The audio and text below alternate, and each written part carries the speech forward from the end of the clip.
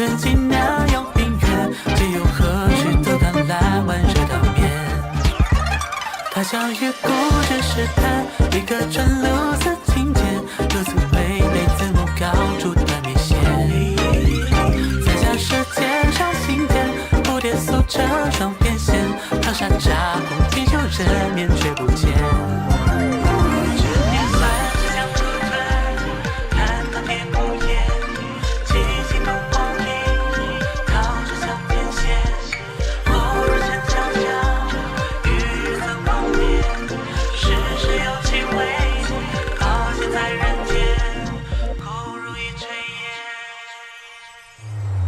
朝朝暮暮或开心，言语声会留下结，也想随时拥有蒸腾如云烟。是非白终归一错变，哪管纷扰小轩，幻想尽在场中暴露危险。棋高楼檐宾客有变，苍天地小冒烟，就等闲不如江南漫漫天。你看那点灯飘遥远，本是清风在缠，向前家好万花生小汤圆。一头热火气，生水分阴阳，入化为三清，蒸出炖清汤。叮叮当叮当，锵锵锵锵锵，大风腾万物，加盐或加糖。朝朝暮暮或太心，言语声会留下结，也想随时拥有蒸腾如云烟。是非白终归一错变，哪管纷扰小轩，幻想尽在场中暴露危险。棋高楼檐宾客有变，苍天地小冒烟，就等闲不如江南漫漫天。你看那点灯飘遥远，本是清风最缠，向前家好万花生小汤圆。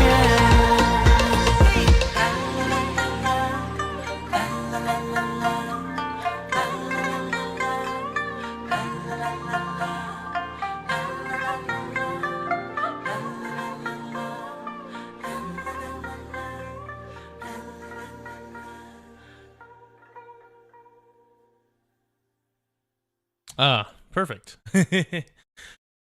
Okay. Yeah. I'm just chilling here. Hello. Yeah, this is just how do I best explain it? In case I guess this probably isn't going to be listed anyway, but in case anyone has somehow missed it and is somehow here already, I am swapping up how I do streams, and so most streams are going to be either just for fun streams, or they're going to be event streams. Obviously, before it was technically for fun, but like for instance, today is going to be more of like a content stream where I'm trying to just take a look at some certain things, and the VOD will be delisted. So if you happen to catch this one, then good on you. But if you don't, then it's no big deal. But the main thing is that it's been going through the, what's it called? It's been going through the grapevine about Tobo's videos of Enfield. And part of the thing is that I need to I don't need to. I don't have a lot of free time to go watch these videos. So I'm somehow justifying and tricking my brain that I can do it if I do it on stream and eventually turn it into something. It may never see the light of day, and if you're here watching this right now, then you know, good deal. You managed to catch a rarity. But other than that, yeah. Basically, we have 3 things lined up today. We've got Toboro's first one, the Death Knell of Gacha games, Arknights Endfield. This one, I did hear, sparked a lot of controversy. Part of that might have just been due to maybe some unfortunate translation or whatnot, but I did hear it spark a lot of controversy. A follow-up video talking about, from Tobo again, talking about how you are the problem with Arknights, specifically with dodging. And I think that's interesting, and that's probably the one I'm going to be more focused on, because I played Arknights Enfield's beta, and it was fun, but I did have gripes about dodging. And then finally, someone has ever so gratefully, sorry, oh, it looks exactly the same.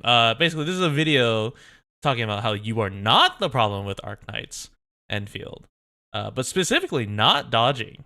There's a difference, which is interesting because that implies that they don't disagree with the dodge issue, or they just don't care, and it's more of just a video. Could be like how I'm doing right now, and they're just doing it for the funny thing as a response because they like talking about it. But yeah. Anyway.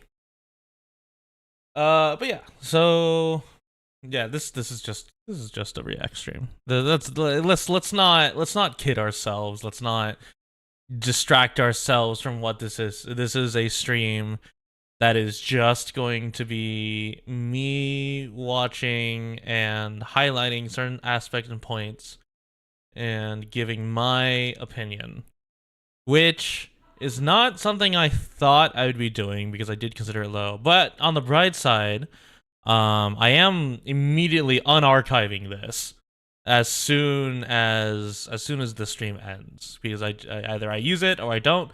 By the way, this stream never sees the light of day in an unedited format. So you can say hi, chat, but it's not making it in. Probably, maybe, who knows. But anyway, without further ado, I am curious because this is the one that really got on the map. Sorry, it's a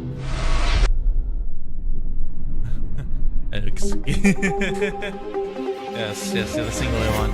Much can be said with certainty about Arknights Endfield after its beta test. It's got huge potential. So, for context, we got a lot, Tobo got a lot of backlash from this video. Not backlash, he sparked a lot of controversy with this video, to the point of it caused a lot of issues over in Bilibili, which is why you might be finding me in a sense of, which may be why throughout this entire time you may find me using select words or avoiding select topics. I'll really have to see, just like determine. But if this somehow gets captured, I'd just like to preface that opinions stated by me belong to me alone. They do not reflect any one of the videos that we were talking about today. My opinions on Arknights Endfield are what they are. As well as with gacha games, they are what they are. But that's really it. Potential. It's going to be very popular. And this NPC is really sorry. Really sorry. Really sorry. Really sorry. I did not notice that NPC, but also I am one of those freaks who plays their games with the sound muted if I'm not streaming. That's kind of on me. It's so I can listen to video essays like this one. But I really thank you, Tobo. Very cool. The word potential. Because right now, I am increasingly worried that potential may never end up being realized. That very same potential could also turn the game into the biggest disappointment I've ever experienced in all my years of playing games. So that cutscene comes right after she says the power plant could not have anything happen. It was a very funny cutscene. I'm very sad because I did not record it. But thankfully we have a number of videos out there recording it. But firstly, though, I really need to get. Sorry, this is gonna be a little bit of just me reminiscing about the beta, but also like talking about the glazing Endfield out of my system. So let's just get that out of the way, shall we? Yeah. There is so much that I fucking love about Endfield. Why is the quality literally like from this? The moment you open the game, it's literally just you zoomed in on Happy Chen. God, it's so good. Harking back to its roots, announcing itself to the world before greeting you with peak music just for the login screen. Yeah, this theme I used all the time. It was such a good theme, and quite frankly, it is arguably one of the best lobby themes I've ever heard in terms of really getting you the into it. Satisfaction of seeing all the sprawling factory belts come together, customizing map. Yeah, the factory belts sucked ass. They need to fucking address that. Actually, I swear to God, I saw Tobo complaining about the fact that there's no increase in speed in factory belts. So I don't know what the fuck he's talking about. The activity in the Dijang with your operators working and saying hello. I think world-wise, the factory belts were fine, but in general, it was sound design. Interesting. The sound design was super good. Yeah. Am I fucking crazy? I have this at 1980 by... Like, I have this at HD. Did you... Are these your recordings, Toba? Why is it so low bitrate?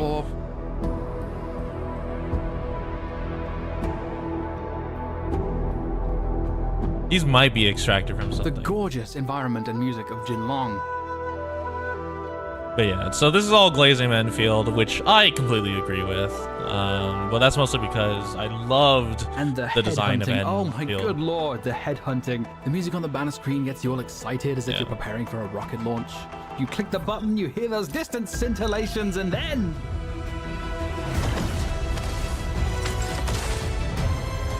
Interesting. Did he use the... Okay, he did use the By 6-star far bubble. the best summoning experience in any gacha game I've ever played. It's a really nice one. Not even close. I'm actually surprised the closed beta test lasted as long as it Got did, that out of my to be system. honest.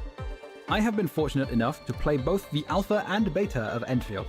In its alpha state, I was Okay, see, this is what interests me, because I didn't play the alpha. I was wholly convinced that it would be my favorite. Oh! Wait, that's what Wolfguard was in the alpha? Sword, all dark, no... interesting. So what changed in the beta? It's very different. Thankfully, not the base. It's even better than before, and it has a ton of room to grow and become much deeper.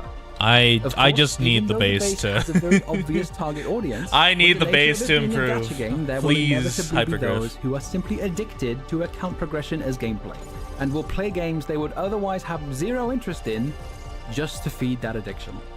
For those players, rather than simplify the doesn't exist gameplay, too which in would alpha? only annoy No, its I fans see. and still wouldn't be good enough for the gacha addicts, they instead created these wacky inflatable tube guys, which you then have to murder in cold blood. Yeah, that was an Which unlocks a interesting bunch of aspect tutorials. of They the beta. I'm not gonna lie. Quite possibly the most needlessly hand-holding tutorials I've ever had to do, but I don't mind their existence at all if it means they can keep cooking and make it deeper, more complex, and even more fun and Yeah, the biggest thing about the IPC tutorials is that they were very much needed for players who have very little experience with base building. The key thing is that with base building, you end up running into an issue where you have to be aware of all the components in your assembly line, and you have to be aware of the resource time it takes. And essentially boiling it down, like seeing your machines less as independent machines and more as like straight input output. So the tutorials very much needed to be there, and they were a great way to get credit currency, so they're not a bad thing. satisfying in the future. And for those who are hoping for just another account progression dopamine machine, who lament the mere thought of meaningfully engaging with the base at all, fear not, there is actually an easy solution. Don't play it. See, I slightly disagree there. Because you actually can just not interact with the base. And it is, well, okay. You don't necessarily not interact with the base, but other than completing mission objectives and getting the resources for your gear, you can just entirely refuse to interact with that mechanic. At least I was able to in the beta. Aside from like automation, and at most it takes like an hour. And especially with Enfield probably being relatively large when it comes out, you could probably just look up a guide, set it up, and then leave it alone and never touch it again because you have automation done. Obviously, part of it has to do with like terrain exploration and node resource gathering, but for the most part, it is very easy to not interact with the base again after you get it pumping. Unfortunately though, in spite of everything I've mentioned so far, Enfield has made what I feel are very significant mistakes. Pretty much all of them are fixable, these are far from permanent, but in general, beta tests tend to look... There's pretty spoilers similar to regarding their that full release robot. I versions. thought he was going to talk about So it, let's dive in. but I guess he's avoiding The that. main story is, to put it bluntly, bad. There's no nuance at all. Landbreakers are completely one-dimensional and uninteresting, just generic bad guys who want you dead. Compare them to Reunion from the That- story. They're that introduced to is us as very fighting much for the same true. goal as Rhodes Island, that being to liberate the infected, but with very different methods. There is a clear conflict. I understand the motivations of the antagonists and how they ended up where they are. Landbreakers have none of I this. want to wait We for also his know full almost nothing about the aims thoughts or on motivations this of the main villain before Neferith, who might just I be one of the comment on most this. toothless villains I have ever seen. With the sole exception of one line when you first meet her, she shows up from time to time, says some vague bullshit, and fucks off again. How on earth can this be written by Hypergriff, the same people who gave us Patriot and Tallulah? They can very reasonably fix all of these issues before the game's release, but the alpha story wasn't good either, so I'm not convinced they will. I have no issue with the notion of a simple story well told, but that does not describe Enfield's story at all. And it's not just the writers who are at fault. At one point, Chen refers to Neferith as Nephi, which I found extremely weird. Why is she giving the main villain a friendly nickname?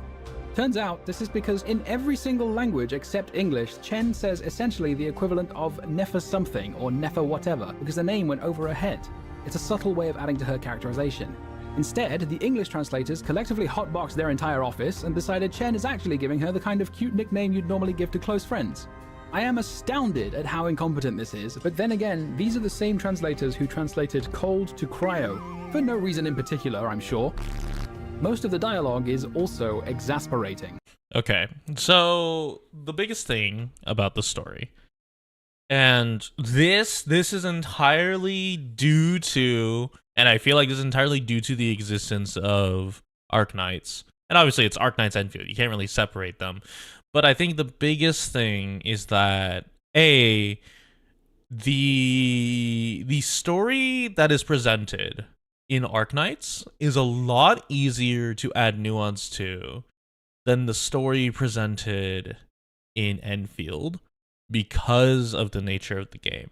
That's not saying you can't add a certain level of nuance to the story, but the difference is that Arknights, you go through story nodes, you play the stage, but then you immediately go back into a story node. And what you're essentially doing with Arknights is playing a really long and complicated visual novel at the end of the day. You're reading a visual novel. Well, less a visual novel, you're just reading. Actually, no, there's visuals, so it's a visual novel. But the key thing is that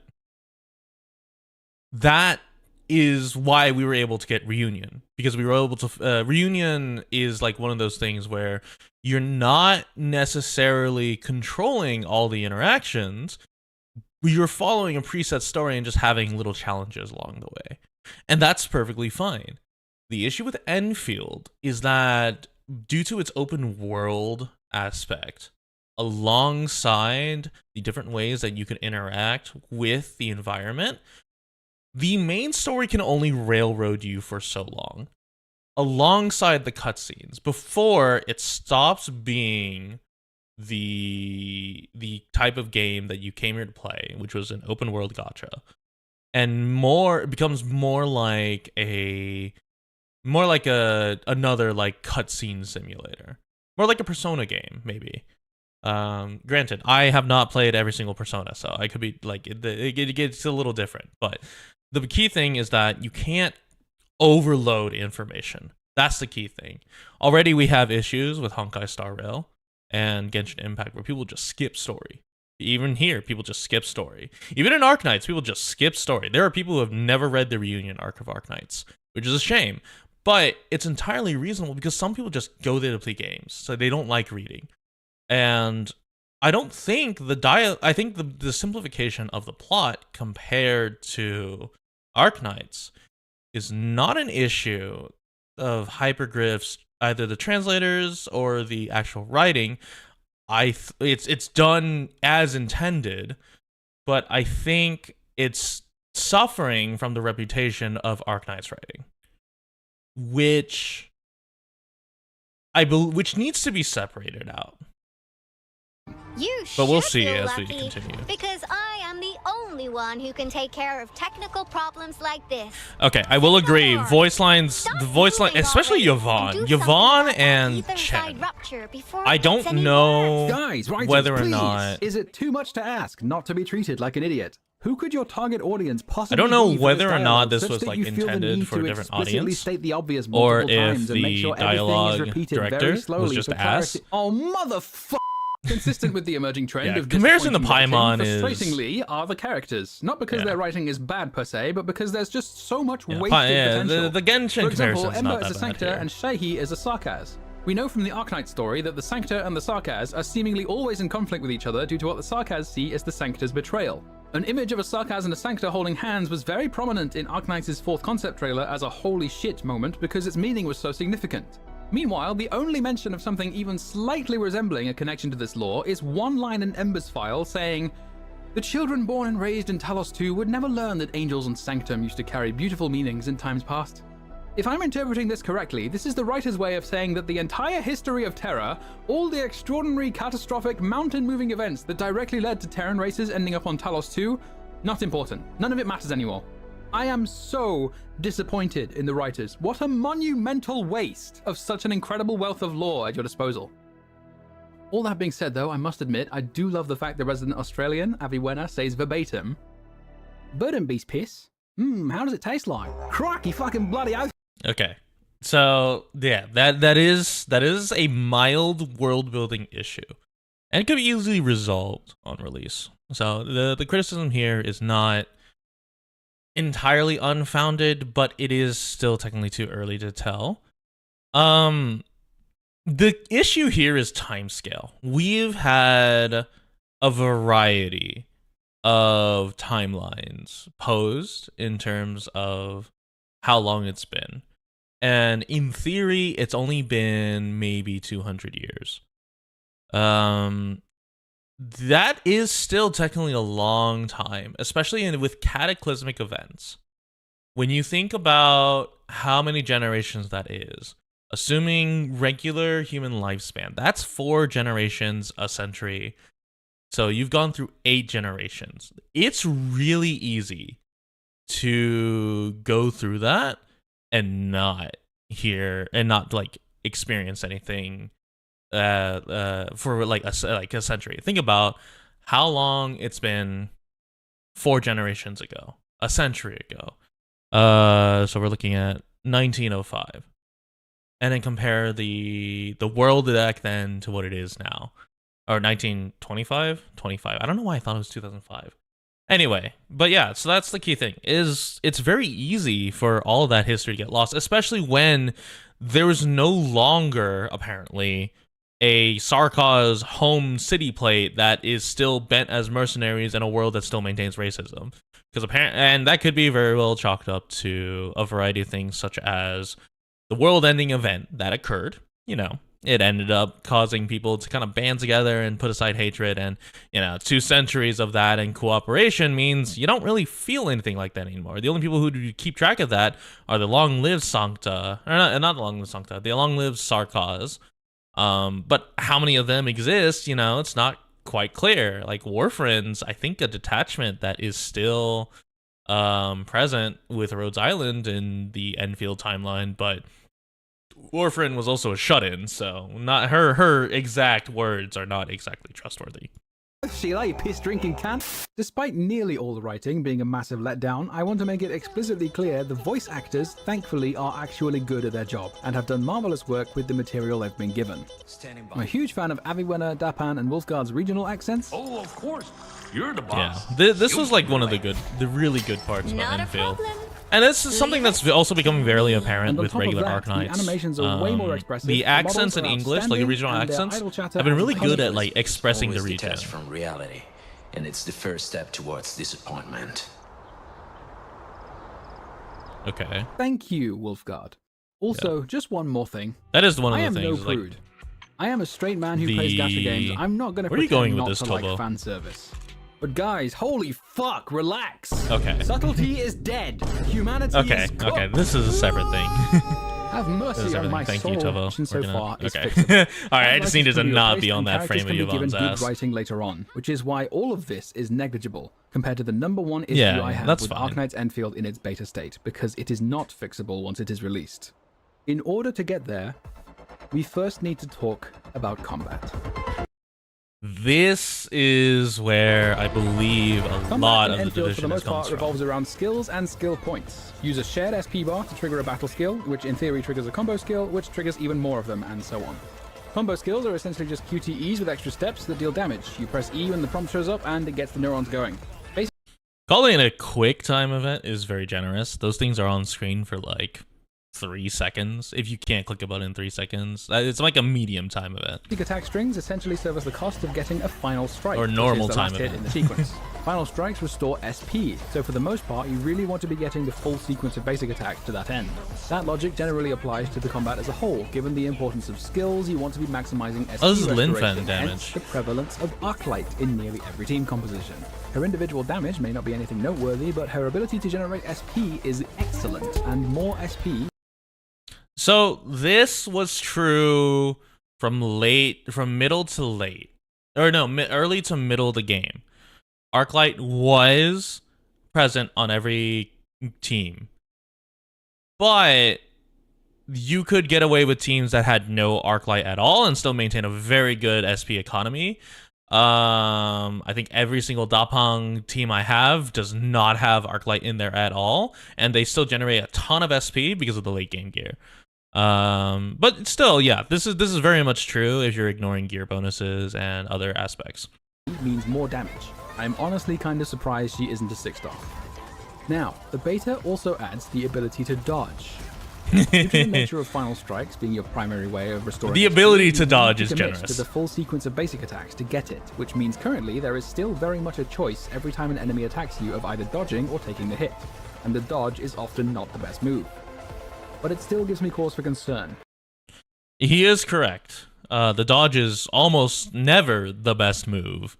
To put it in perspective, if you're doing a final strike chain, your first like 3 or 4 hits are maybe 40 to 50% of your total attack. And that final hit is usually anywhere between 100 to sometimes 150, depending on the weapon and operator, percent of your attack. So losing out on the damage from final strike is pretty bad in terms of damage. So dodging completely resets your combo counter, or your strike combo counter. It's not really a combo counter, but yeah, it puts you back at the beginning of the attack chain, which is really bad. Future 6-stars are inevitably going to be designed to take advantage of more and more gameplay mechanics. Right now, the dodge only exists as a means of survival rather than facilitating damage. But if a dodge exists in any capacity, there is a very real danger of them leaning much further into it by, say, having a 6-star with a combo skill triggered by a dodge, and then more units with kits centered around dodging who synergize with that 6-star, and a new 6-star whose basic attacks don't get interrupted by the dodge, and before long you'll end up with a player base wanting more and more action, understandably seeking to flex their ADHD action gamer reflexes as their expression of skill. But with Enfield's base building being the way it is, and with the fact that they didn't dumb down the actual substance of the base building at all since the alpha, the vision the Enfield team had was clearly aimed at the kind of player who likes to obsess over details, who may not necessarily want something based on reflexes. That's not necessarily true.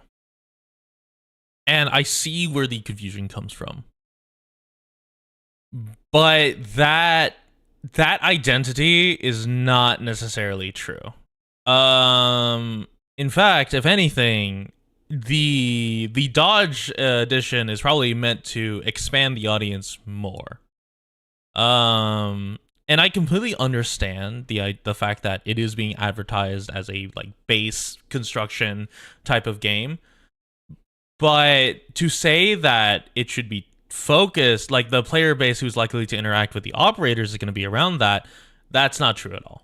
And also that they don't have to like focus on the dodge, because you can quite literally just focus on skill utilization and just surviving, right? And that is perfectly fine for the players who love to obsess over details. Also, oftentimes, for the players who love to obsess over details, they're also going for like min-max numbers. I think CL, one of the more prominent IS or what's it called, integration strategies players for Arknights, had like a build with Perthgo doing like 4.3 million damage, and all of that was no dodge, nothing. It was just setup and a nuke. So it's not really the case that that's likely to be the path through. And adding a dodge button or the presence of a dodge button is not necessarily an indicator of what is to come. It is a possible branch, and I do understand the worry, but it's one of those things where I'll get into it later, but probably in the next video that Tobo has around dodging. But it's one of those things where I don't think the presence of a dodge is worrying, but I also don't think that Enfield is targeted towards players who don't want something based on reflexes. But instead something more strategic, controlled, and precise. The base obviously appeals that's to this not player, that's but the not combat true has at all. Ended up with a sort of identity crisis. Well, okay, that's not Unsure of okay. what My it really statement wants to is look not like, correct. Trying to be a bit of everything I'll while formulate never that as I actually watch excelling this. at any of them. Most of the strategy comes from the team comps rather than the execution. That The is true. process of triggering combos and doing damage and so on, while satisfying for a while, is very easy. Use a battle skill or two, do your basic attack string, face tank smaller hits, use combo skills on cooldown, and repeat. I quickly exhausted every single possibility for improvement, and even self-limiting clears like duos and solos are not at all challenging. I died more often to platforming than to enemies. This is mostly due to the current cast of enemies lacking any real variety or complexity. That's Sure, it will improve with time. that's an issue more from the game itself than it is from anything related to base combat. You're not challenging the player in ways that matter. That could just also be due to the fact that in beta they were doing simple stuff so that they didn't want to deal with anything. Like the most challenging part was the Triagalos, which was the one that could turn invisible, shoot multiple pillars, activate a variety of things. That was like arguably the most challenging boss because it had different attack patterns. But I mean, at the end of the day, if you're expecting a certain level of depth in combat from this sort of game, it's really hard to do so. And that's simply just due to the existing presence of the stats and also from the existing numbers. To put it in perspective, Arknights, you can have a surprisingly large amount of depth. You can, for specialists, those of you familiar with Arknights specialists, you have fast redeploys. And so there's something called a one shift block, where you essentially forever block an opponent without them ever landing a hit on an operator by continuously dropping fast redeploys and undeploying them. That is a very unique mechanic. That is a very interesting mechanic specific to Arknights. And it's one way that you can get into like perfecting your ability to play with a certain type of class in Arknights. That's like one of the more extreme examples. Another one is just like being able to hyper optimize your niche. And that's a completely separate thing. But for Enfield, part of the issue is that you have to do that for a variety of enemies, and their locations aren't fixed. You're not working with a grid system where you're working with open world, and the player location has to be addressable anywhere. These enemies have to be addressable with almost any composition. Obviously, there will be metas that exist, but you can't just have an infinite depth to the combat system when you have to worry more about general things like positioning, how you're grouping enemies and whatnot. Because now it's no longer about how you do placement and everything, and more of like how you interact and specifically group enemies and your skill order and whatnot. But the state So of the depth game is at like launch has one of the real harder things implications for the to future of the game. acquire Hypergrowth has been through from these this motions system. Before. Today, more than 5 years after its launch, Arknights is known You know, for I its could be meaningfully entirely challenging in-game wrong, modes, and to they the could point come of up with something Chinese new. universities hosting nationwide Arknights tournaments with thousands of dollars in prize money. I've kept playing for all these years because Arknights has such a rich endgame and high skill ceiling, but for a long time it didn't. When it first launched, the most interesting gameplay it had to offer was Chapter 4. It took them years to make integrated strategies a permanent game mode. But the difference is Arknights didn't offer anything else in terms of gameplay. There was nothing else to play the game for. With Endfield, Hypergriff seems to have regressed into doing the same thing by making it frustratingly shallow in its launch I'm state. curious what But he's going doing for so this. this time is a critical mistake. Those who are looking for strategic depth will not find it. It is pathetically easy, and it will remain that way for at least the first 6 months or so. Which means once those players have completed their bases, which really doesn't take that much time, they may not stick around for that long. But those who are looking for action will get plenty of it from daily and weekly gameplay, regardless of the difficulty. The ability to dodge not only gives those action-seeking players their daily dose of dopamine, but also significantly diminishes the need for healing. If their overworld healing needs can be met with items you can craft directly from the backpack, and the 4-star like Snowshine can provide literally all my healing needs with room to spare anyway, what reason does the action-seeking player have to engage with the base at all? The outposts are optional. All they need at that point is some components to make gear. This, combined with the lack of strategic depth in its launch state, creates a serious risk of cultivating a majority of players who are exclusively invested in the action gameplay. That is true. I am technically one of them who did that in the beta, because what I did was I just got to component stage. I did outpost, but the thing is that the base is not very in-depth. I did the outpost, IPC outpost. I did all the outposts. I did all of the Yingjiang, or whatever the second like beta region was. I did the fluid stuff. I did all the resource gathering, all the stuff for like endgame gear. So I reached that point. I interacted with the base enough. The issue is that once you've hyper optimized the base, there's not a lot that you can do. Hey, Beefy, yeah. There's not a lot you can do with the base. You can run around, you can set up turrets, but Endfield is a lot more than just the base. And I think the issue here is Tobo's very fixated on the fact that the base building and Endfield technically is part of the game, but he feels it should be like the bigger part. I view it like it's the...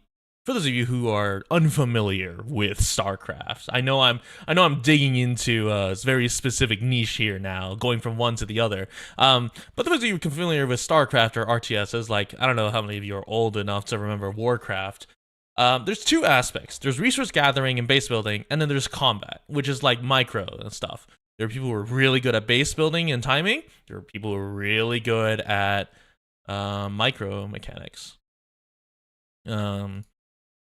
There's people who are good at both, but not necessarily the peak at both.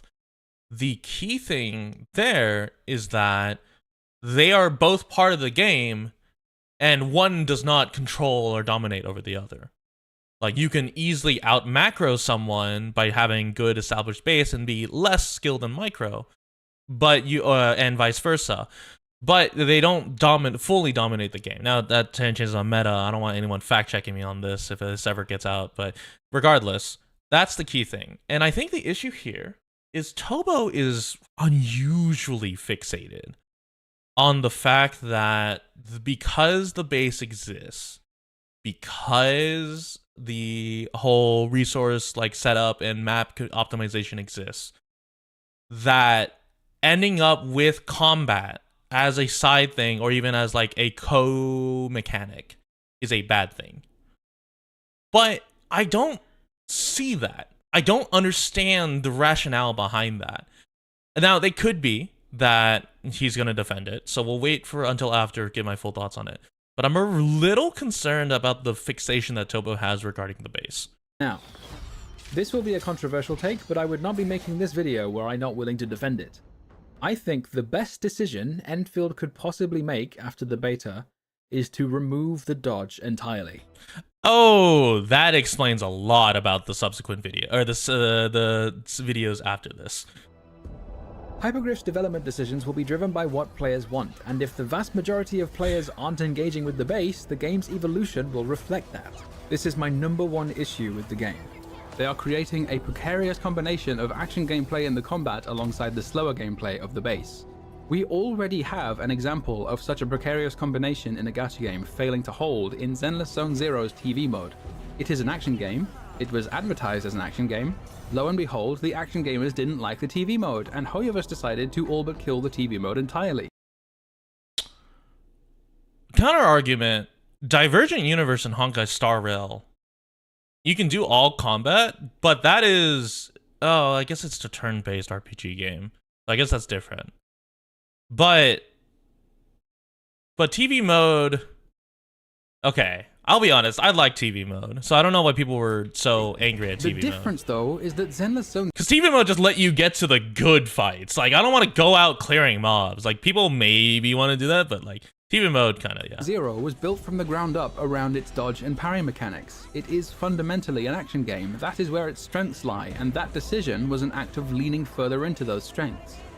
Endfield, on the other hand, has been built from the ground up around the base, yet it is taking clear steps towards action gameplay. Oh, no, hold on. The base entirely, might as well announce end of service at that point. But I am convinced Endfield is sleepwalking into doing something not all that far removed. If the game cultivates a player base who are seeking action, then as more and more regions are introduced, each one asking the player to build a new base from scratch, those action-seeking players will complain, and being the majority of the player base, there is a serious danger of Hypergriff pivoting to action gameplay for that reason.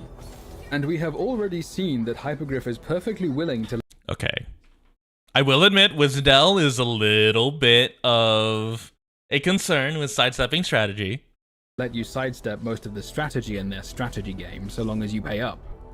But for the same reason Hoyoverse's attempts at strategy have been absolute dogshit, Hypergriff would not even hold a candle to developers with mature and polished action gameplay systems. Removing the dodge and doubling down on strategic gameplay solves this problem and gives them the space to build on Enfield's strengths and create something truly phenomenal. It is by far the best decision they can make for the longevity of the game. Instead, they are trying to steer it in two different directions simultaneously. One towards that vision they so clearly had a year ago, and one towards appealing to a wider... Oh, I didn't know you had, like, could you control the direction of it in If we're being alpha. honest That's with ourselves, though, interesting. we all know what general audience really means. Let's not pretend otherwise. It means the Hoyoverse audience. That's... I'm not going to comment on that. Obviously, there's nothing wrong with playing Hoyoverse games. This does not mean every single Hoyoverse fan ever. The problem is with those who do not see each game as having a unique identity appealing to different kinds of players, but rather they see 3D anime RPG gacha game as a genre in itself. And yes, that does include you, Wuthering Waves fans. Hoyoverse and Kuro games both have their roots in action gameplay, while Hypergriff's roots are in strategy. And yet there are still those who make the argument that trying to be like Genshin or like Wuthering Waves or whatever is a good thing because they're the most popular gacha, and for some reason, popularity is the only thing that matters to these people. I'm going to make what may seem like a strange analogy at first. I didn't know they had an trust me email. on this. Thank you, Griffline. When Gangnam Style released in Okay, hold on. Let him get up. 2012, it was a global phenomenon. It became the first video to reach 1 billion views on YouTube. And Let him just like defend that, this. Let him Korean see pop where he industry cooks. was catapulted into the mainstream. More than a decade after that phenomenon, do we now have a thriving industry consisting solely of songs that are like Gangnam Style? Sounds a bit silly, doesn't it? Psy did not stumble upon some magic formula for success which can be repeated forever with the right balance of ingredients, and Psy has explicitly said this. I don't think this is correct, and it's not Tobo's fault, but it's more of a misunderstanding of what makes a song really popular. Part of it has to do with the changing mediascape, and to say that a decade later it's still songs that sound like Gangnam Style call this success is because this is called not phenomena, correct. and which means I don't do anything. People do it, right? So this was by people, not by me. K-pop is the leviathan of an industry it is today, not because everybody copied Gangnam Style, but because people took advantage of the opportunities Gangnam Style opened up. Fast forward to 2020 and Genshin Impact becomes a global phenomenon, catapulting gacha games into the mainstream. MiHoYo put some forward-thinking people at the wheel, quickly built a brand identity, renaming themselves Hoyoverse, and now, 5 years later, Hoyoverse has found unfathomable sustained success. But again, this is not because they found some magic formula. but because they took advantage of the opportunities brought about by the phenomenon that was and is Genshin Impact. This is what people so often miss when they insist that every new gacha game needs to be like some other gacha game. Of course. You know what? You know what? Yeah, it does fit here. You are right. Where his point does stand if we're comparing Gangnam to a phenomenon and Genshin was the 3D gacha phenomenon, and that the industry was able to survive if let's say the industry was able to expand upon it for K-pop while we're trying to stifle it with gacha games. I think the inherent issue is Genshin was shit on. Like, Genshin was hard shit on release. People were calling it like similar to like Breath of the Wild, I think at the time. Maybe it might have been something else, but like Genshin was really like the big risk.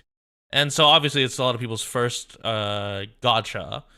Mine was Food Fantasy, thank you very much. But yeah, in terms of 3D RPG gacha, it's what people interact with, it's what people expect. And, you know, the chances are you're not going to get the people who will play Arknights Endfield from the people who will play Genshin and keep spamming Genshin no matter what you do. It's kind of the thing where it's like, you're trying to capture a part of the market. And that's the big thing, is that I think there is a aspect that is missing from the video where the market that is being targeted and the market that's trying to be captured with Enfield is not necessarily the same market that Genshin is taking. Enfield is there for the new players. Enfield is there for the people who don't want to catch up on years and years of pools. There are obviously rewards for people coming back to Genshin and Honkai, but like, it's not easy to catch up to a gacha after years of development. Like, it's a miracle that I am able to catch up to stories with Arknights, and that's because Arknights isn't really that heavy on grinding, because you can get through whatever. But like, Genshin, grinding is a nightmare. Pools and whatnot, and in currency and all that stuff, and going through story, especially reading all the story, is insane. So it's one of those things where the share that Hoyoverse has, and the players that diehard players that Hoyoverse has, we're never gonna stay with Enfield. And the fact that Enfield is slightly catering to them is because you go and say, hey, there's something interesting here. There's something interesting here where you have both base and action. That is risky, obviously, but you're offering breadth instead of depth. And there's nothing wrong with that. But the biggest thing is that you're not gonna beat the existing ones. But I don't think that I don't think that if they were going for being able to compete with Genshin or Wuwa, that they would have kept the basin. That they would have done anything with that. I think they just want to be their own game. And to be fair, when you think about it, the resource grind in the beta was like non-existent. You got so many for gathering stuff. You got so many for setting up automated mining stations. Like, the base system was severely optimized to remove the grind. Enfield is there so that you can focus on the characters and less about the grind. All you have to do is like go and do your dailies, go in, grab stuff, and whatnot. That like immediately is one of the biggest attractions. And that's one of those things that keeps me in Arknights. I don't have to grind day in, day out for currency. I don't have to grind day in, day out for like improvement material. Sometimes I just do an automated pull and I'll get through. Gear in Enfield is even easier. I just have to have the resources. So really it's just more, I think it's less the diehard 3D gacha and more the less the 3D gacha diehard grind players and more the casual gacha player. Enlightened and experienced 3D anime RPG gacha Oh, is this the crash out? like ourselves, I'm sure our judicious and learned beta testers have provided the crash out. invaluable feedback to the developers. Shall we peruse a few of them? Dash feels underwhelming. It should be more forgiving and have more iframes. It's not to my liking because of my Hold action on, RPG wait. experiences. You don't say! Game needs a proper dodge, and anyone who says otherwise is coping. A quick look around the gacha space makes this abundantly clear. Not being able to dodge cancel makes the overall combat loop feel unsafe. That's not true. That's not true. They were just doing dodge cancel incorrectly. I think I posted about it in the creator channel, and I think Kaze made a video about it where he just showed his stream highlights. You can dash cancel. You have to dash cancel plunge. The other thing is plunge is really bad in the game. There are very few characters that rely on it. One of them that has it is Yvonne, who, by the way, is a specialist. No idea why she has a plunge dodge as a specialist range character, or plunge like it was like her pot 6 effect. Like she got like an extra plunge effect, which is really weird because that implies that you want to play close. But her ultimate ability is literally shoot and stand still, so no idea why that's in there. Really interesting, honestly. But yeah, no. So plunge. So that's not true. You can dodge cancel combat actions. It just mostly plunge. Technically, you can cancel dodge. So there is a dodge cancel. It's just not the dodge cancel they're thinking of. Satisfying because wait, no. That's not true at all either. Because you can dodge cancel final hit on Dapang and Ember. I did that. I've done that multiple times. That's how I get out of effects. So that's bullshit. You're forced to take hits that could have been avoided. Yeah, dodging definitely needs rework, like larger iframes for casuals and okay. Just fucking tank it. I think the okay, I'll talk about it and after. dodges not breaking your basic attack combo, and more dodging distance, and making dodges more rewarding, and make SP boss Dodge takes priority, no? Dodge takes priority in a lot of instances. Dodging will immediately cancel every attack, which is good and bad. The only thing it will not cancel are the dodge attacks themselves. That's a separate mechanic, and I don't know why that's a mechanic that exists. The dodge attacks are really bad. For the most part, Dapang's role is really funny, but most of the dodge attacks are like super bad because they don't have good effects. 4 instead of 3. It would make combat faster. Please make normal attacks more. Okay. 3 to 4. Basically, they want the old system back where they could have 4 independent skills. This one just encourages you to build your team better. That's a separate concern. That's more on team building and player intelligence on how they want to construct their builds. Powerful, and also make each hit give SP, and also stagger, and also please give SP whenever I dodge. Also, please make dodges use less stamina. That's someone who did not reach the end game, and they want baby mode. None of those are issues late game. Also, so far so good, but it feels like some essential features are missing, like iframe rolls and parrying and deflecting. Hey, parrying and deflecting are fucked up. remember what I said about players wanting more and more action if a dodge exists? Make SP boss 4 instead of 3, and make it recharge faster. Right? That's just someone who doesn't know how to interact with the game mechanics. That's literally just all it is. Now there's no incentive to swap to another character during combat. That's because that's not how this game is. Hold on, wait. And doesn't change the position. I'll go through each of these I hope later. They make it more like Wuthering Waves. Oh, here we go, boys. Buckle up. Combat's already way better than with the technical test. Being too different will scare new players away. They changed it from the technical test for a reason. But this is my view as someone who's played lots of recent gacha games like 'Cause I might Genshin crash Impact, out here with Zenless Tobo. Zone Zero, and Wuthering Waves, but never the original Arknights. By the way, there is Girls Frontline 2 for a more top-down strategic approach, which is exactly why I'm not playing it. Here are some exploration options in the competitors I've played. Genshin Impact. The game should tell me which weapon to put on my character, like Okay, that's just on you. in Zenless Zone Zero. Also, the game should tell me which gear to put on my character, like in Zenless Zone Zero. Overworld exploration feels kind of slow. A good example of how to make it better would be Wuthering Waves. Right now, this feels like a certain game where the combat is you running around and combining different skills to get the reaction. Damn, that's crazy. I wonder why. Jump feels too short and floaty. It would be great to increase the height or allow a double jump. It would have to redo all the geometry. What do you mean? This is especially important because of improvements to exploration the competition has been making. Oh, will you please fuck off? It would be great if they considered adding platforming abilities like I'm slowly on the side of getting on the side of Tobo. Aspects of open world game. It's not an open world game, for crying out loud. That's not true. It is an open world game. It is technically an open world game. Of open world gacha games let you carry over the pity. So this system will not.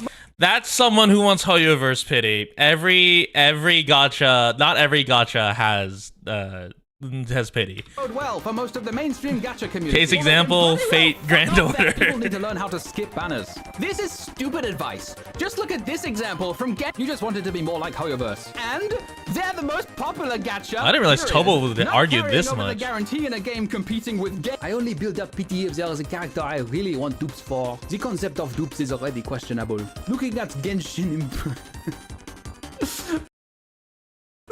game. This is a lie.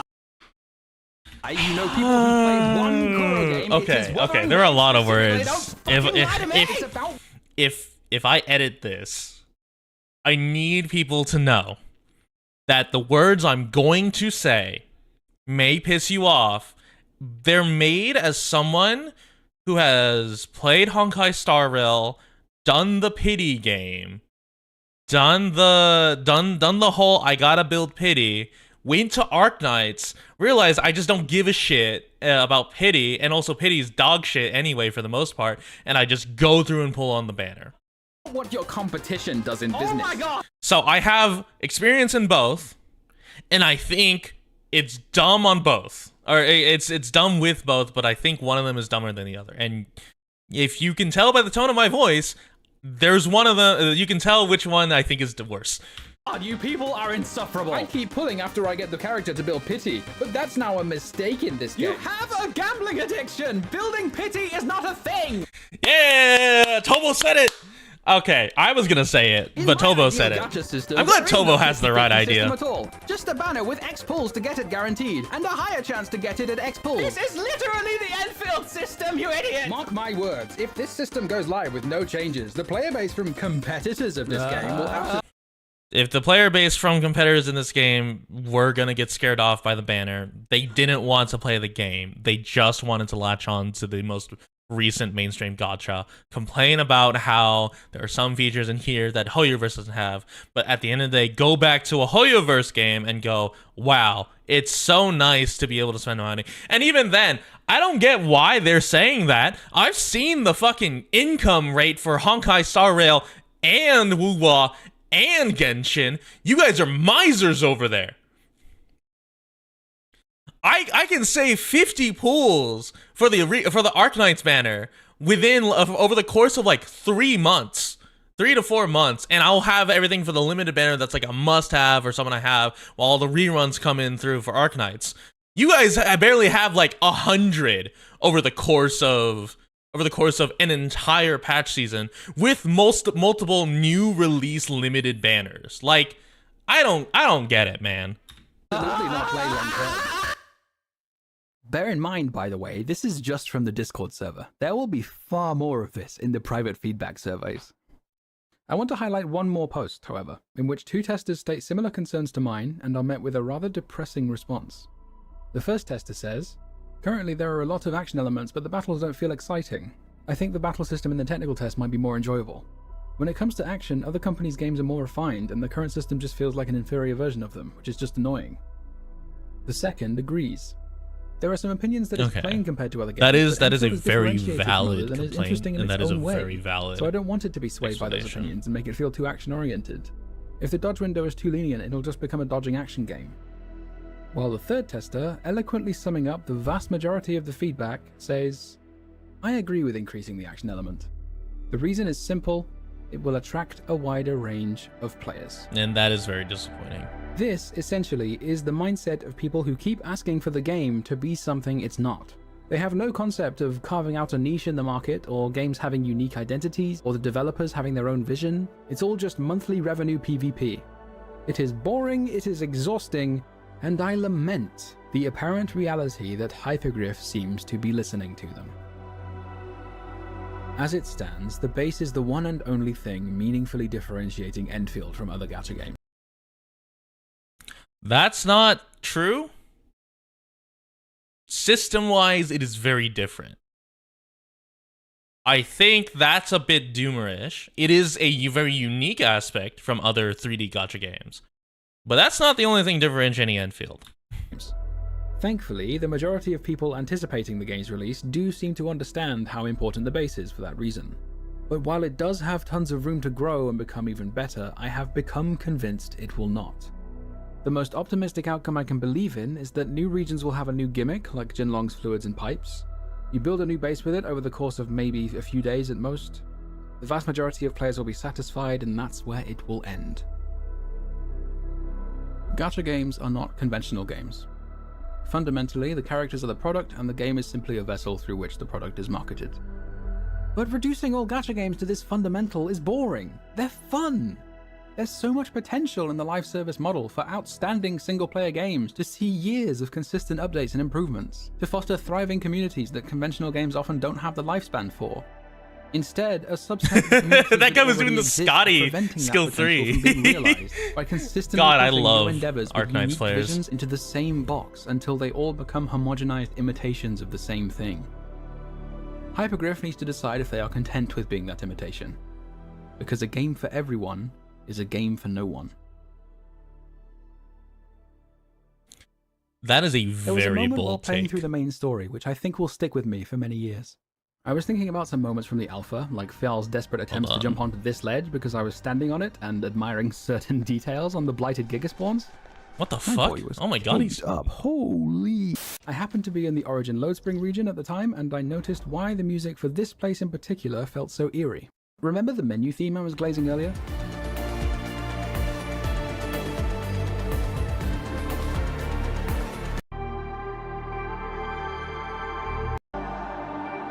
Same again. Feeling of there's potential in what the So I'll just say the story. biggest thing is that this is him like with his nostalgia. I want to hear the lamentations. I don't need his. I don't. This is not discounting Tobo's feelings on the matter. I just. It's not. This is more of a. This is more the video producer in Tobo coming out, where he needs that section where he needs to emphasize how disappointed he is with the current system, or the current incoming system. That's separate. It feels a little weird to talk about it this way because it was literally. You can call me heartless, but I'm gonna skip I'm that. making this video in the first place because I need to express how it made me feel. I had so much optimism for what the game could be. But now that optimism is becoming silent lamentation. If Endfield continues on the path it's currently on, every gacha developer with an eye on this game will see the trend. Originality is overrated, and the path to success lies in imitation. The men in suits will take notice, and unique, interesting ideas with oceans of potential will not even see the light of sunrise. Endfield is a dying canary in a coal mine. That canary may not be dead yet, but I am not at all convinced Hypergriff is interested in saving it. What could have been the harbinger of a golden age could instead doom itself to be the death knell of gacha games.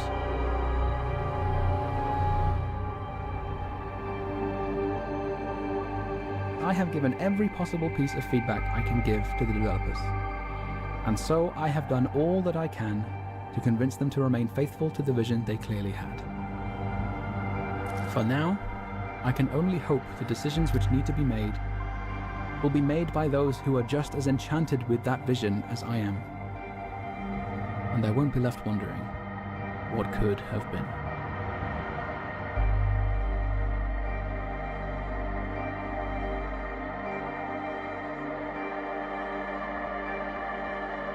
Okay, so is this just... Okay, this is just the end. Alright, so in regards to his lamentation, I think Death Knell is a bit of an over-dramatization in terms of Enfield being a dying canary in the coal mine, as he put it. And the main reason for that is the creators are Hypergriff. The people who made Arknights. They will continue to make Arknights. And then that will never turn into Genshin. Let's be real here. It's through Arknights that they were able to make this project, realistically. It's why it has it. And also, they intend to connect it. And it really just exposed people more to Arknights. The biggest thing is that this is not unusual in terms of game pitches and ideas being lost.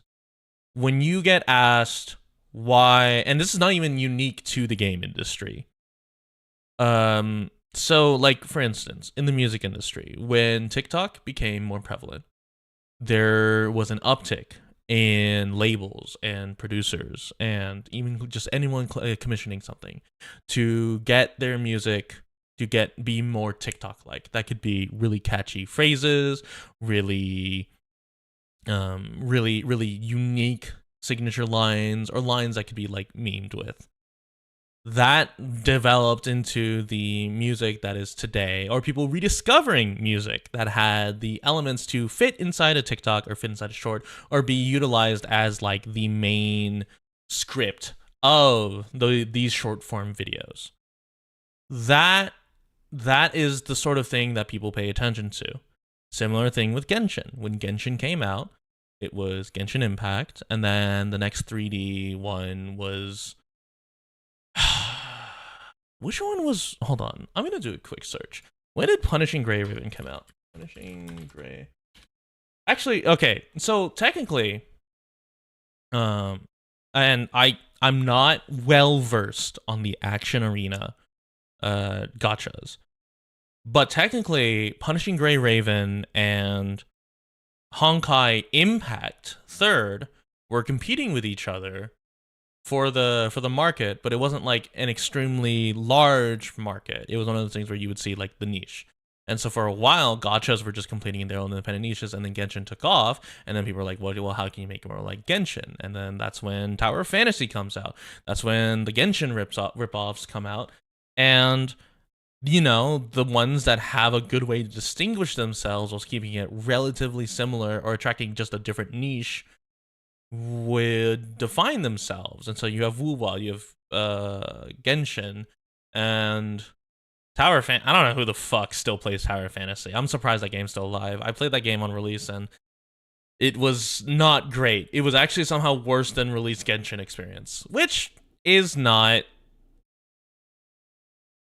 hard to be worse, honestly. Genshin was surprisingly smooth for the time, especially because it was meant to be on mobile.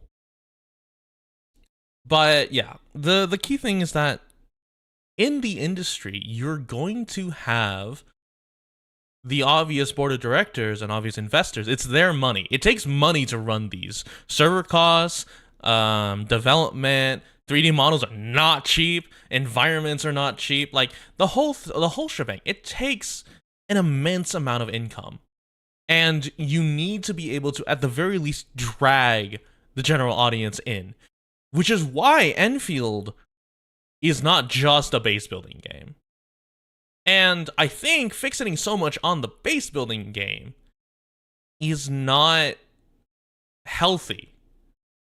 In terms of making it the end all be all, because technically when they added all these regional bosses and weekly bosses and challenges and whatnot, you can't bring anything from the base inside.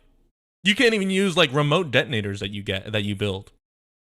It's already differentiated. It's already created a split divide where bases fuel your growth And combat fuels your ability to handle situations, and is also part of your growth. It's just one focuses on the material skill, and the other focuses on the mental skill. The best way to describe it would just be like, one is literally your one is your financial backing of a baseball player, and the other is training to be that baseball player, right? Because you don't magically become a peak baseball player without putting in the effort. But it also sure as hell helps when you have the resources to. This analogy is breaking down. I'll find a better one whenever I edit this, but whenever I script this out properly. But anyway, yeah, like, so base and combat bounce off of each other in the overworld. You can construct turrets, you can do the base defense, all that stuff. You can even direct them through lanes and build walls and build turrets and freezing things and fight alongside your turrets. You can still do that. That's a very big aspect. And you're still heavily encouraged to bring and explore the world with your base materials. And so, like, for instance, hold on, where is that piece of shit? Where's that piece of shit that was talking about the feedback? Where is it? Where's the jumping one? SP, whatever. Iframes, certain other combat. Okay, that one I'm going to talk about in a sec. Combat, goes frontline, blah, blah. Don't care about that. Signature weapon, don't care about that. Jump. Okay. Jump feels too short and floaty, and they want to implement it for catching onto a ledge. You know what solves that? Building your base and building zip lines. And magically, you just cross the world in seconds. Like, I set up in Lingjiang, or Dijang? In Dijang, I set up zipline systems to all the rare resource nodes, and I could do my collection for the day in less than 5 minutes, less than 4 minutes even. And so that's the big thing. It's like, the quality, that's not, like, you are the quality of life. Like, my brother in Christ, you are the engineer. You are the infrastructure engineer. And if you don't want to do that, you deserve to suffer. Because that's not how you interact with the base system. And if you refuse to interact with the base system, you're gonna have a bad time as you go on. And to insist that it has to be like, oh, you can teleport to that, or you can, you should be able to fast travel just by running, is a clear misunderstanding in the fact that in what Enfield is trying to present. Because you're meant to interact with the environment. Not just the enemies, not with just the specific like challenges. You're meant to interact with the environment, the resource nodes, the verticality, the existence of zip lines implies that the whole base system implies that in some way you need to be able to understand the base, and you need to be able to understand infrastructure. And for the people who wanted to be like woo-wah, go play woo-wah. Like, you shouldn't be going into this with the expectation that it should be woo-wah. And I completely agree that if they listen too much to the general audience who's coming in with not necessarily tainted opinions, but a non-biased or that are coming in with biased intentions of having it be like this because that's what they're familiar with, then it's pretty bad sign. It's a pretty bad sign for the development of the game. And I hope that they do keep focus on making both the base feel good, because it's a little underwhelming, in terms of depth and interaction with combat outside of the overworld and with combat itself. That being said, I was able to just completely. That being said, Itobo also has a little too glazes the. I feel like he's glazing the base a little too much. Like, hold on, where's his base? Let me find his base real quick. Yeah, focus on making it good. That's entirely what it is. Where is this? Okay, so this system, this whole while it system does have that he tons has of room right to here. grow and become even. Oh, my audio just cut Better, out. I on have my end. become You guys still have convinced it will not. So this whole system right here, this Dejang system, that's like the most like most like complicated in depth it gets. That and the other outposts and like optimizing the ability to like construct it.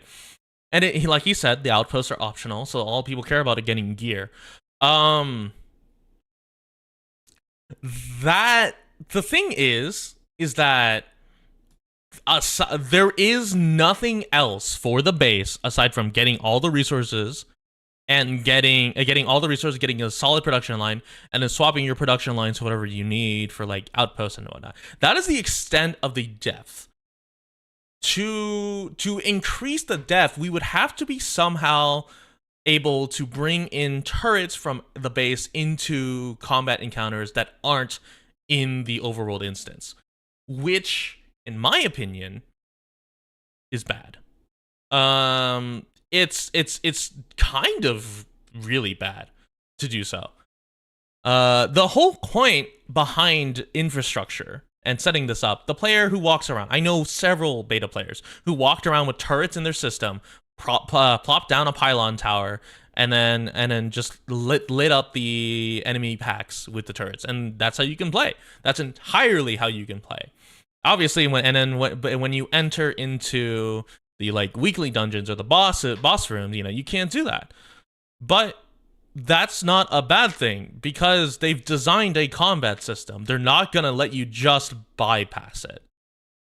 So focusing like on the fact that it's a little too similar or it's a little too general, you know. I will say, I did find it really interesting that in the, in the technical, that you could control the location I was full of optimism and of abilities from I the was others. wholly convinced. It's very much RTS-like. That is not bad. But at the end of the day, focusing a little too much on the base aspect here, and focusing a little too much on the fact that there's a lot of people coming in trying to influence how it plays, but with cooler heads, I imagine that's not going to be that big of an issue. I could eat my words as soon as Enfield comes out and they've improved dodge, and all that stuff. The biggest thing is that the dodging experience sucks, not because of how short the dodge is, but because of the indicator of the dodge. That is something I'm going to stand by. There's nothing wrong with the dodge mechanic. The indicator for when you should dodge is really bad compared to when the swing occurs. You get a threat indicator for every enemy. You get a threat indicator for any enemy when they're about to attack, alongside the big AoE skills and like the big interruptables. The big interruptables I like because they're based around the idea that like, hey, if you have reactionary, right, then you activate it ahead of time, or you always have skills up, so you do combo skills, etc. That's fine. I'm fine with that. But the biggest thing is that whoever's in charge of timing them per enemy does a really bad job of it. So players aren't actually needing a longer dodge window. They need a better indicator of when to dodge. Because otherwise you have to memorize the attack patterns of each enemy, and especially how they interact in a group, and the distance changes how like the window in which you can dodge. Sure, you could fix it by larger dodge window, but the biggest thing that you do is you fix it by improving the warning indicators, specifically the red flash indicators. That was my biggest gripe in the beta, is that the red flash indicators indicate when they start the attack, not when the attack will be within hit range. And that is something that I think Wuwa does a really good job of. And obviously, I don't want to induce the tribalism and be like, oh, they should do it like Wuwa. But I think if you're going to have a threat indicator, Wuwa does a really good job of indicating when that attack is threatening, and you should fix your threat indicator so that it's closer with the dodge window. Obviously, you could also just ignore dodge, and I did that half the time. I just tanked it. But like like for some people who like main a character, it's like You can't really afford to tank it sometimes. I do have this. Hold on. There's one more thing I want to talk about. Where is it? Where the fuck is it? Where's the rat bastard? Where is the rat bastard? No, not this one. This one. No incentive switching to other characters. Okay. I understand the need to have it be like other games in your mind. It's familiar, it's comfortable, you're used to swapping because that's where your experience comes from. What people didn't understand when they made this feedback, and what I think people just don't understand, is that your experience with a gacha game, your experience with any game, does not directly translate one-to-one to another game. So when you get angry that you cannot do your switching into your full rotation, like getting used to the full rotation of switching to characters and switching, canceling an animation, and have it be satisfying and deeper, is a bad idea.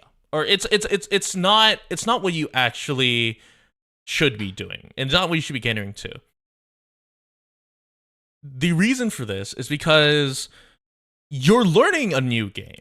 You see this all the time with people who play shooters, and they go on, like, people who are really good at Valorant, really good at like Fortnite, and they go and play a different game, like a hero shooter. It's still an FPS, but like other than mechanical execution, they're bad at the mechanics of the game in terms of positioning, understanding how abilities will cycle up and whatnot.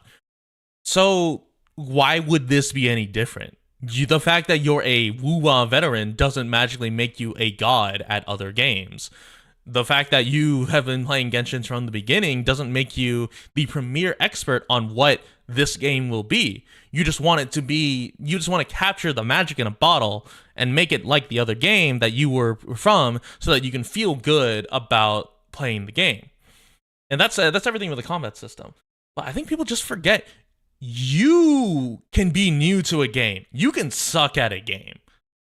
That's fine, as long as you know that you can get better. The game doesn't need to change around you. You need to adapt to the game. And there's a lot of people who don't realize that's why they think it's more satisfying when a game changes to match something that they're more familiar with. Because there's a key thing with humans in that there is no such thing as an intuitive system. There's no such thing as an intuitive UI. There's no such thing as an intuitive control scheme. There's only familiar control schemes. And if you're wondering where that's coming from, hi, I have a master's in computer science with a focus on interactive computing, specifically how humans interact with programs, which can apply to games because they are, after all, software. And also with like VR systems and augmented reality, and even less like your apps. There's no such thing as an intuitive system. There's only familiar systems. It's why there's so much pushback whenever someone makes a UI that doesn't conform. They go, oh, this isn't intuitive. That's not a thing. It's only familiar. So like, for instance, when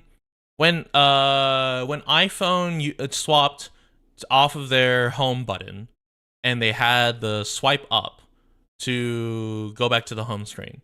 For the longest time, the Android system had just the back on-screen button. They had gotten rid of the back button so long ago, but they kept the on-screen tap buttons for going back to the home and kept a digital home button because that was what users were familiar with. And then, in order to attract people from iPhone, because they got rid of the home button, and other things, they started just like basically homogenizing it and swiping up to make it familiar. But you don't need to do that for a game because you are the sole user. Like, you should, like, you are the creator of the system. You should expect that while they are somewhat familiar, there should be enough to distinguish you, the system creator, from other game systems. So to request things like make SP or have faster combat system because you want it to be faster, features like blocking, iframe roll, parry deflecting to add depth of gameplay, The defensive option is dash. That's not true. That is not true at all. You have a lot of defensive options, just ones you're not gonna like hearing. What else is there? Larger iframes, like allowing consecutive dodges, dodging not breaking your attack combo. Like that is something that you're familiar with from other games. But that doesn't mean it needs to be that. You just want to have it cater your preferred style. And sure, you know, if that is what keeps you from coming back because it's not what you prefer or not what you're familiar with, then by all means you can leave the game. And you know, if it alienates a portion of the audience, it's bad optics wise, but it's not bad from a game mechanic wise, like a game design wise aspect. That's the key thing, is that to insist that everything needs to follow Hoyo or Hoyo or Wuwa or your favorite game, that comes from the fact that you are looking at the result of factors outside of combat, outside of gameplay, and you are viewing it through a lens where it needs to match that to be a success. But aside from like if all you care about is like the market success, like then you were never a fan of the game. Like, let's be real here. You were never the big fan of the game. You were just someone who wanted to see a competitor come up so that you could push the game that you're familiar with and a big fan of already to perform better. And then you go, oh, well, you know, whatever.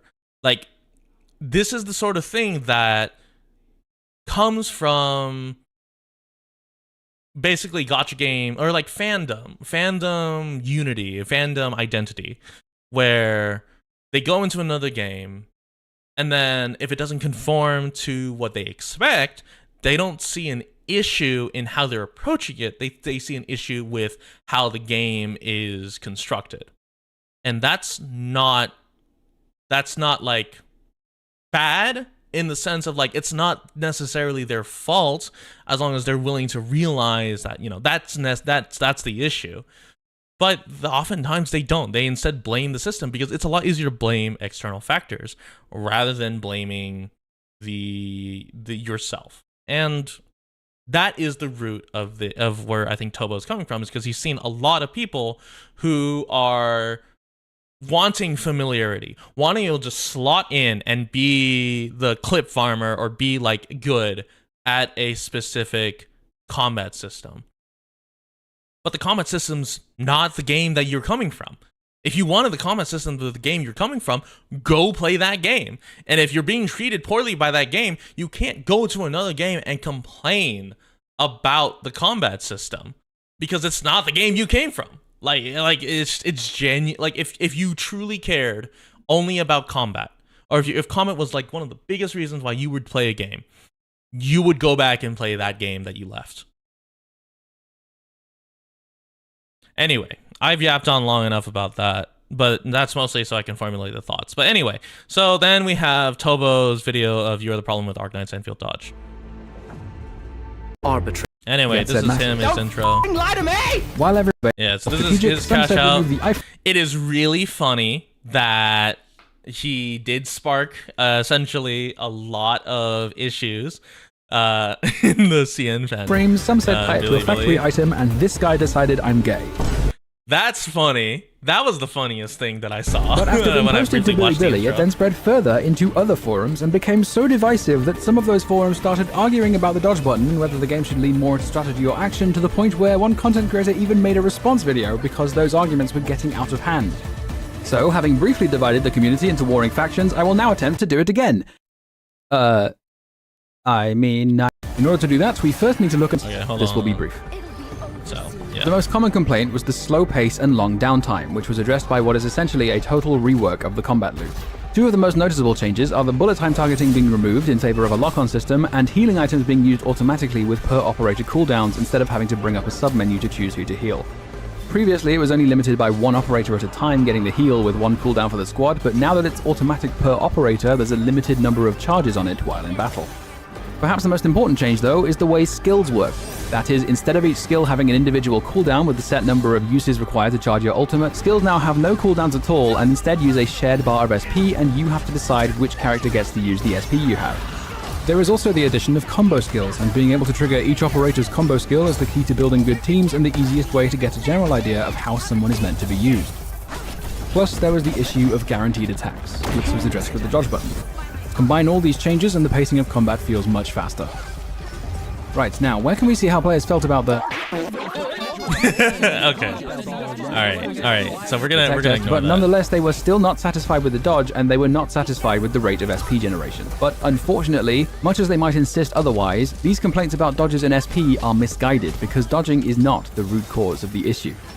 It is virtually impossible to discuss dodging in video games without someone at some point bringing up Dark Souls, and endless comparisons to Souls-like. Oh, okay. Does Tobo actually touch upon... Lowlight, the creator of Arknights himself, is known to be a huge fan of Elden Ring, and he has already confirmed the existence of references to it in Enfield. So let's examine the role of dodging in Enfield by first seeing what we can learn from Elden Ring. This is an excuse for him to From Software are known for their enemy and boss designs for a reason. Enemies hit hard and you are expected to die repeatedly.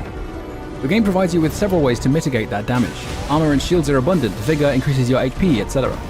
However, the ultimate form of damage mitigation would of course be total invincibility, and oh look, how convenient. Dodge rolls provide an accessible and unlimited supply of short windows of invincibility known as iframes.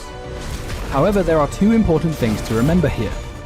Firstly, attacking and dodging both consume a set amount of stamina. Do classes do something? No, classes don't do anything. They primarily... The biggest thing is that enemies will target your controlled character, unless they get interrupted by someone on your team attacking them. But they will, given the fact that you will typically try to group people up by attacking them, they will target whoever is the closest one attacking them. As a result, they often, what I found is that Arknights Endfield operates off of a main controller system. People wanting the swap mechanic to be used more are playing it the wrong way. Like, oh no, I'm playing a video game. There's no technically wrong way. There is a more efficient way and a less efficient way to play. And then there's also just you blatantly ignoring the intended mechanics. When you see how skills and final attack blows and everything on certain combos come in together, there are very clear ways in how you should play. And one of those things is final attacks, or final strikes at the end of a combo train will return SP. And operators will have very clear benefits for landing a final attack. Dapeng regenerates health. Some great swords will inflict a defense down when you land a final strike. So the biggest thing is that there's a very clear benefit to landing final strikes, and they're all on melee characters. So there's a very clear skew towards you should probably be running a melee character so that you can get the attention of enemies and have them run at you, and so you can do your final strike bonuses. But people didn't see that and were just like, oh, I need to swap classes. And it's like, you really don't. Because your co-team also does final attacks, but they can be interrupted. And so it's one of those things where it's like, essentially it boils down to, you need to create a squad where you have a main character that you control. You can even have two characters that you control, although that's a little less efficient. But the idea is that you essentially have one main controller character, and everyone is built around a specific concept, and that main controller is just the most optimal one to use. Trying to swap in between doesn't make any sense, because they're doing the same thing that you're doing, just at a slightly slower pace, and you can just cancel their attacks with have them activate a skill while you also regenerate SPs. So I don't see like why people want to do the skill swapping. Anyway, but yeah, going back to it, yeah, no, there's no unique class thing. It's Spend just the like a same class resource description. both to deal and avoid damage. And secondly, in essence, you cannot cancel the animations for either of them, leaving you vulnerable for their duration. As a result, you need to restrain yourself from dodging or attacking impulsively because the game is designed from the ground up to punish you for doing so. Delayed attacks and frame traps teach you to dodge sparingly and with intention, and one of the key challenges presented by the fast pacing of endgame bosses is pushing the limits of your stamina management. The result is a flow state where every action is a carefully considered commitment. If you were able to cancel attacking and dodging animations, that commitment would disappear and the game's skill expression would become a matter of optimizing those animation cancels. That might be okay in other games when the creators intend it, but a fundamental part of Elden Ring's identity is that identity of those moments of... There's a lot of extrapolating from the fact that Lowlight is a fan of Elden Ring. I will not deny that there are probably some influences from Elden Ring on the game. This is beginning to lead into a sort of extrapolation that the intention of dodging in Enfield is similar to the intention of dodging in Elden Ring, which, without direct consultation with Lowlight on the original design, cannot be said for certain. Unbridled ecstasy in overcoming them. Come on. I hope he doesn't go down this direction, but we'll see. Let's fucking go! Let's fucking go! Holy shit! With combat in Arknights Endfield. Things the game teaches you in the tutorials are that your basic attacks deal very little damage compared to skills, skill points regenerate very slowly, and the last hit in your basic attack sequence, the final strike, will restore SP. The game is telling us that SP purposefully regenerates slowly because it's your job as the player to obtain more of it. In other words, basic attacks are not meant purely for dealing damage, they are primarily a step in the process of dealing damage. You use basic attacks to get SP with the final strike, which you then use to cast a skill which deals considerably more damage, which then triggers a chain of combo skills. You get the picture. Several combo skills are also triggered by a final strike, which is why you don't get SP from each individual normal attack, because it would make those combo skills very inefficient compared to those that aren't. Now, if you only have 1 bar of SP and you use it on a random skill that doesn't enable any combos or elemental inflictions, you'll then be left without much to do besides going and getting more SP. Consider also the example of Aviwenna. Her combo skill and her ultimate will place thunderbolts in the ground, and then with her battle skill, she retrieves those thunderbolts, dealing electric damage to everything in their path. But if you just use the skill aimlessly, all she does is a little jump and spin, which totally wastes the SP. Furthermore, consider the technical test's bullet time targeting, where every single skill cast forced you to make a decision because it was a 2-step process of selecting a skill and deciding a direction.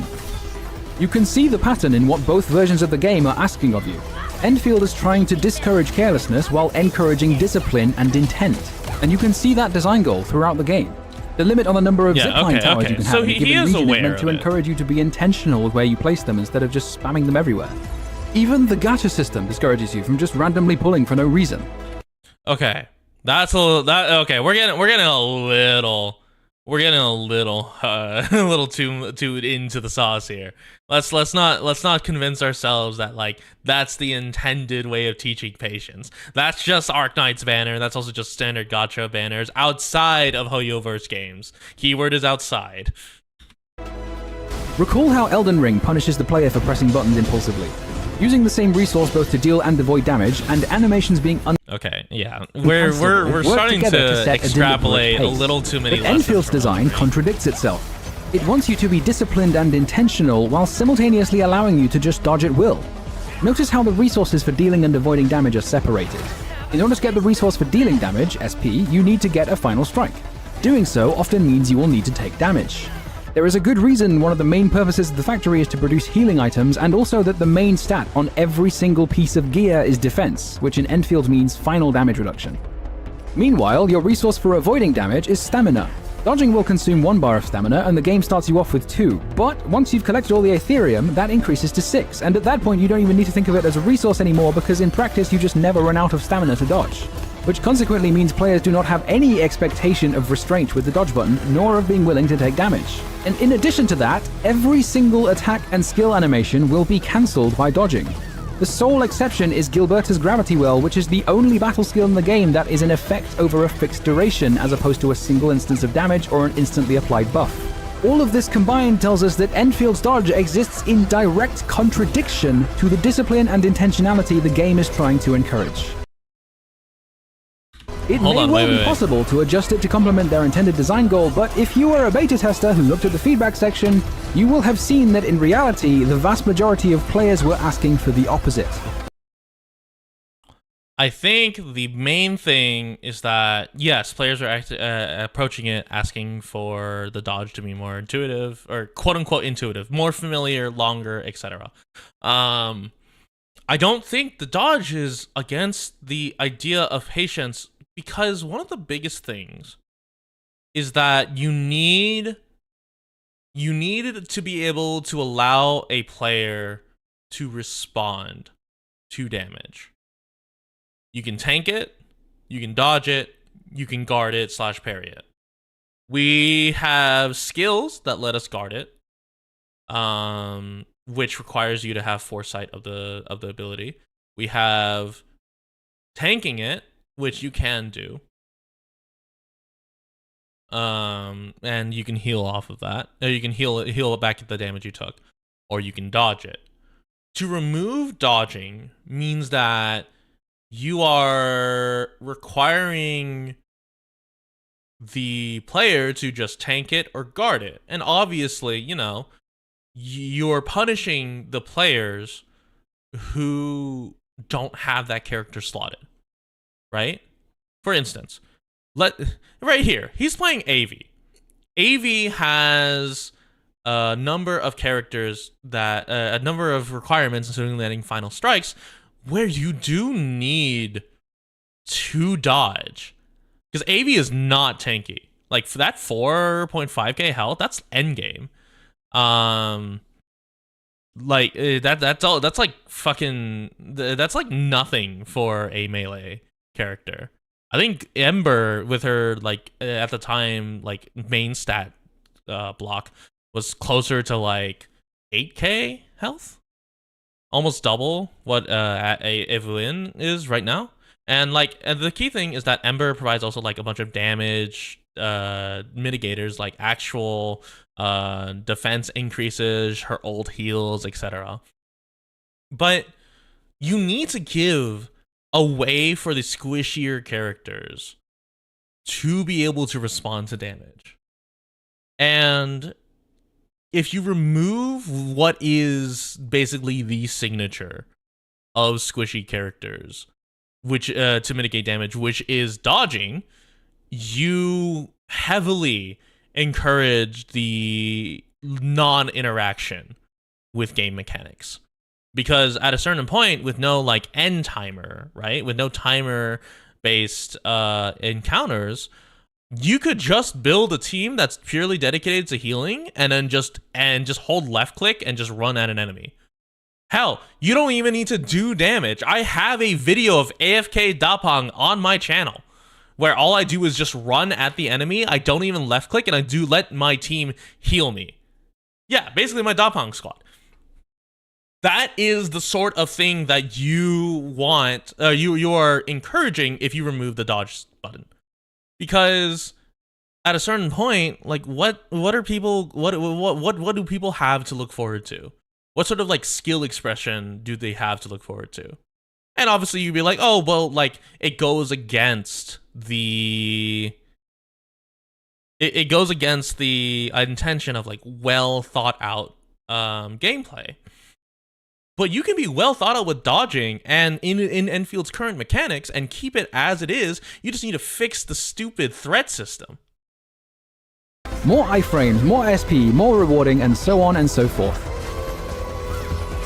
The astute observers among you might have figured out where this is going, but bear with me here, because remember, dodging is not the root cause of the issue.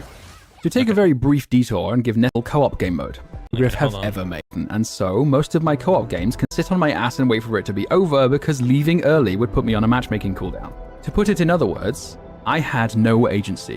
When you had agency, you could just steal the Wizardell.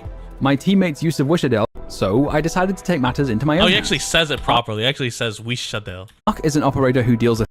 So I brought him to every game and immediately team killed every Wishadell I came across so that I could actually enjoy playing the co-op mode together with my teammates. So numerous were my Arc Team kills that I decided to have a bit of fun with it. Me play the game. I'm not. For 4 entire months. But while I will freely admit that yes, I was being a little bit insensitive, there were some comments on both the video and the Reddit post which elucidated a common point of view among those who were offended by it. Nearly all of them said something along the lines of, what if I don't care about the event? What if I want to just get the rewards and be done with it? It didn't matter to them that this was a cooperative game mode, and no matter how clearly it was explained to them that their use of Witadel was preventing me from using anyone, it just fell on deaf ears. They didn't even enjoy the game, they just wanted the rewards that came after it, with zero consideration of how their actions might affect their teammates' experience. Now think about some of the complaints. So the thing is I think Tovo is assigning a little too much humanization to the players who only care about rewards. That's hold on. Let me see where he's going. Remember all those seemingly random requests for open world mechanics like wall climbing and grappling hooks and stuff? Yeah, they must be stuff aware is that a stupid. major part of the game is relaying power and building your own zip lines, right? The inspiration from Death Stranding should be pretty obvious. You get to choose where the zip lines go, but you have to set them up yourself. You can't just have them without building them. But all those requests for random open world shit exist because whether you realize it or not, you're asking for exactly that. You want what the zip lines provide without the responsibility of building them yourself. Importing mechanics like grappling hooks and wall running and flying or whatever simply wouldn't work. The game is fundamentally not designed like that. It would completely trivialize every single terrain obstacle, and you'd then be left wondering why the world feels so much smaller.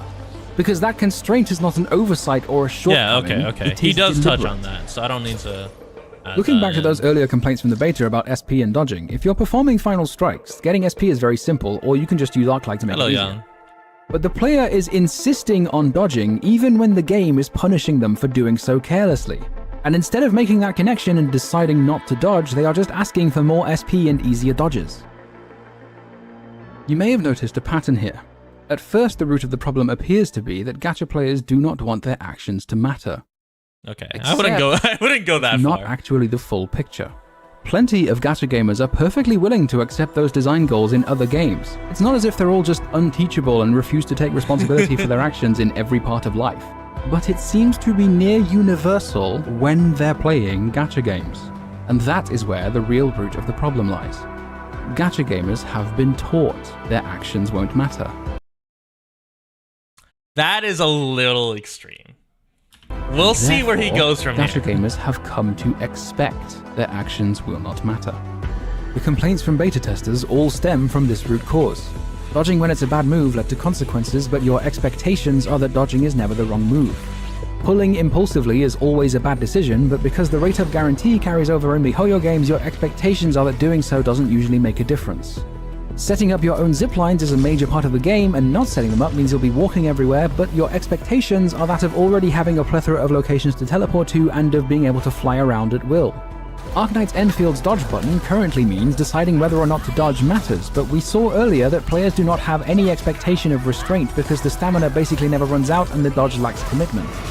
The commitment in the example of Elden Ring means you're punished for acting carelessly, and Elden Ring is known for that. Discipline is expected. Gacha games, on the other hand, are the...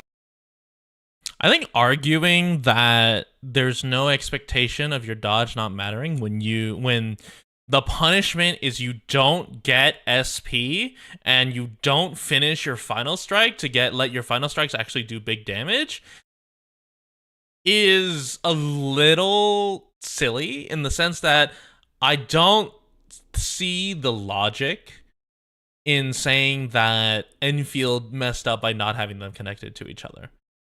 Because you're approaching it from too narrow of a value. And it's definitely punishing you for dodging. The opposite. They are known for having very few consequences. So when they introduce a consequence to something players aren't used to facing consequences for, it subverts their expectations of the game. The problem with gacha gamers is not a problem of commitment. The problem is that instead of reevaluating what their expectations are, they simply ask for the game to better match their expectations by removing those consequences. With Elden Ring, we saw that restraints on your agency create risk and reward, but when my co-op teammate prevented me from contributing, we saw that zero agency just creates frustration. The problem with the technical when do I think Enfield is coming out? The word on the street is October, because we have all of these big events at Anime Expo, at Bilibili Live Convention, at Japan's like Game Fest or whatever it was. And these were not, oh, we have a beta that's in release and we're developing still. They had full panels, they had full merch, they had everything. So the current theory is October. We could be pleasantly surprised and it releases sooner than that. In which case, I'm gonna be playing the shit out of that. test was not the lack of a dodge, the problem was the lack of any agency in reacting to those attacks. Dodging is not the only solution to that lack of agency, but it is a popular one, which is why there were so many calls to implement it. But now with the beta, the problem is that dodging exists in contradiction to the discipline and intent they want to encourage. There are various solutions you could try to make the dodge actually complement the combat system, like basic attacks slowly reducing your stamina and only recharging it once you stop attacking, but that wouldn't solve the issue because dodging would still interrupt your basic attack sequence, so you'd still need to take damage to get SP, so gacha players would still complain. And if dodging didn't reset the sequence, combat would simply be reduced to a matter of optimizing animation cancels and memorizing optimal rotations, and the game's identity is compromised.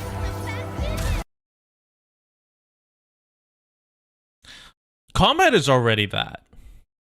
I don't know what you're thinking, Tobo. Combat is already exactly that. Actually, in your earlier video of Death Knell, you were already saying that there's not a lot of complexity with the combat to the point you were doing solo and duo clears.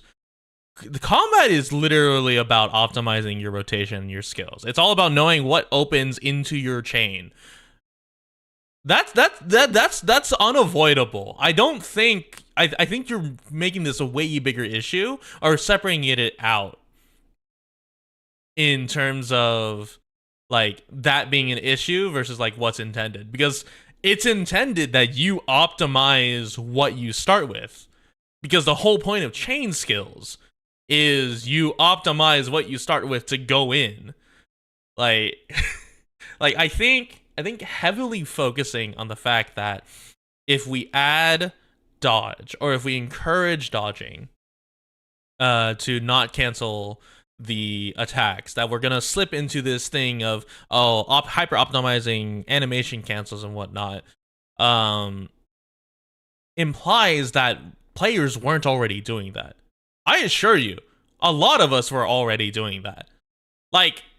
I was animation canceling combo skills off of, because the biggest thing is that because the cooldown on some combo skills is really short, I could get Chen to do a second combo skill with an animation cancel off of like off of my IHOP combo, which is slam up and down.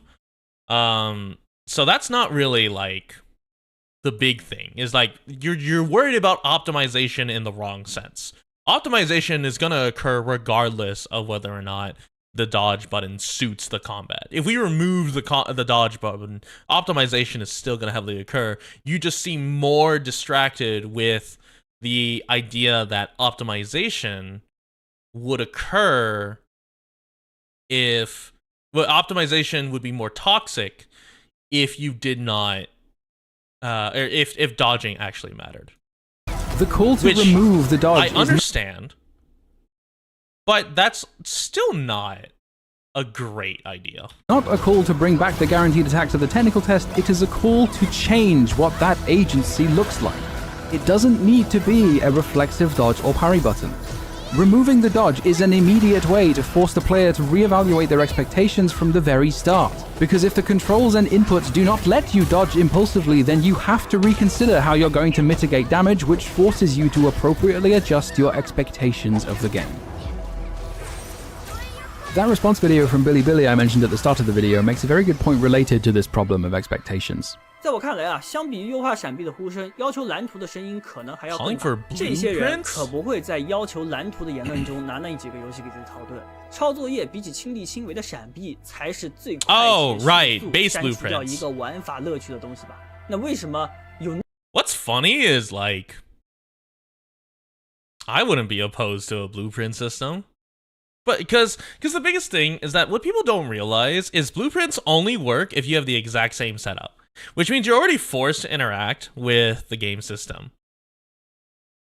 那么多人对蓝图抄作业有需求，就是因为许多人他就是抱着吃快餐的心态去玩 gacha 的。 He's absolutely right in saying that blueprints would be an atrocious idea, and if they'd been present in the beta, the Death Knell video would be sunshine and rainbows. Yeah, they're talking about blueprints for the base. Blueprints are not bad in the sense that the average player will not spend hours hyper fixating on optimizing their production system. Like, I have a day job. I cannot afford to spend my evenings hyper analyzing and hyper optimizing my base for the specific resource that my outpost needs. Unless like a system already exists, or the system is relatively simple enough that I can optimize it in the span of hours and not have to spend an 8-hour hyper optimization setting just to be able to get it without intervention. Compared to the doom posting I'd be doing in that timeline. But what I think his point of view misses is the fact that with Arknights, hypergrid... Yeah, for the base sizes that we have, blueprints are not needed. It's real easy for you just take a picture, copy someone else, and you're just doing blueprints in a separate way. Let's be real here. One, just making the production line linear so you can optimize. Yeah, the build area is super small. You have to deconstruct your outpost system. What I would like is being able to save personal blueprints. Because what that lets me do is, if I need an outpost to be a different constructor of materials, I can deconstruct everything and replace it with my own existing personal blueprint. And I've already done that, and that way I don't need to go back and keep looking between my bases and figuring out like what I was supposed to do here. Like, am I missing a crusher here? Am I missing a grinder here? Like, you just need like, if personal blueprints are not a bad idea. And I think anyone who fights against the idea of increased efficiency in construction, it really depends. If the blueprints are multiplayer, I think that's extremely bad for letting people understand blueprints. The thing is that there's going to be a market, or I say a market, there's going to be a request and a demand of people posting their base blueprints. We saw this in the beta. We saw this in a lot of the creator channels. They would post their base design, and just like take in like matchmaking screenshots, and even there was even a request to be able to like expand your window, your overhead view more, so you can see your entire base, so you didn't have to like piecemeal your screenshots. But the key thing is that I'm not opposed to blueprints so long as they are personal. I'm opposed to multiplayer blueprints, and you might be saying, "Oh, that's punishing people who may not want to do the factory." It's part of it. I think if you're expecting the factory to not be part of the gameplay, you've chosen the wrong game and chosen to play the wrong game. Griff have been consistently reluctant to add any features that could be considered as the game playing itself or making decisions for you. It has never once had an autoplay button. You have to choose where to deploy your operators and when to activate their skills yourself. You have an auto deploy button that copies what you've done. And only then do you get to auto deploy. Likewise, in Endfield, their way of addressing the complaints about the factory was not to add blueprints, but instead to add loads of tutorials and a more intuitive top-down interface. The core design philosophy of do-it-yourself remains just as clear, which is why I don't think pre-made blueprints will be added anytime soon, let alone the ability to copy them from other players. But nonetheless, he is right. Those demands for blueprints will grow louder and louder because gacha players only want to eat fast food, the meal without the responsibility of cooking it. And to build on the analogy further, fast food might be convenient and tasty, but if you grow accustomed to it, serious health implications aside, okay, we're going a little far out like there. a chore. Hypergriff have said they consider the infrastructure and automation to be the focus of the game, explicitly citing games like Factorial and Dyson Sphere Program as successful examples. But those games have an innate filter in having an upfront cost. Free-to-play gacha games do not have that barrier to entry, and they are surrounded by this bizarre culture of people playing multiple games they may not even like playing, while simultaneously demanding those games make it easier for them to maintain their account. In my years of playing Arknights, I have seen what Hypergriff can cook. They are not afraid to experiment. I'm gonna say it straight up. I know there are a couple people here in chat that like this mode. This is the most boring mode I have ever played. And it's not the fault of the mode. It's just not something I'm terribly enjoying whenever I play. Part of it has to do with the resource requirements. And I'm not unused to playing games where like I manage resources.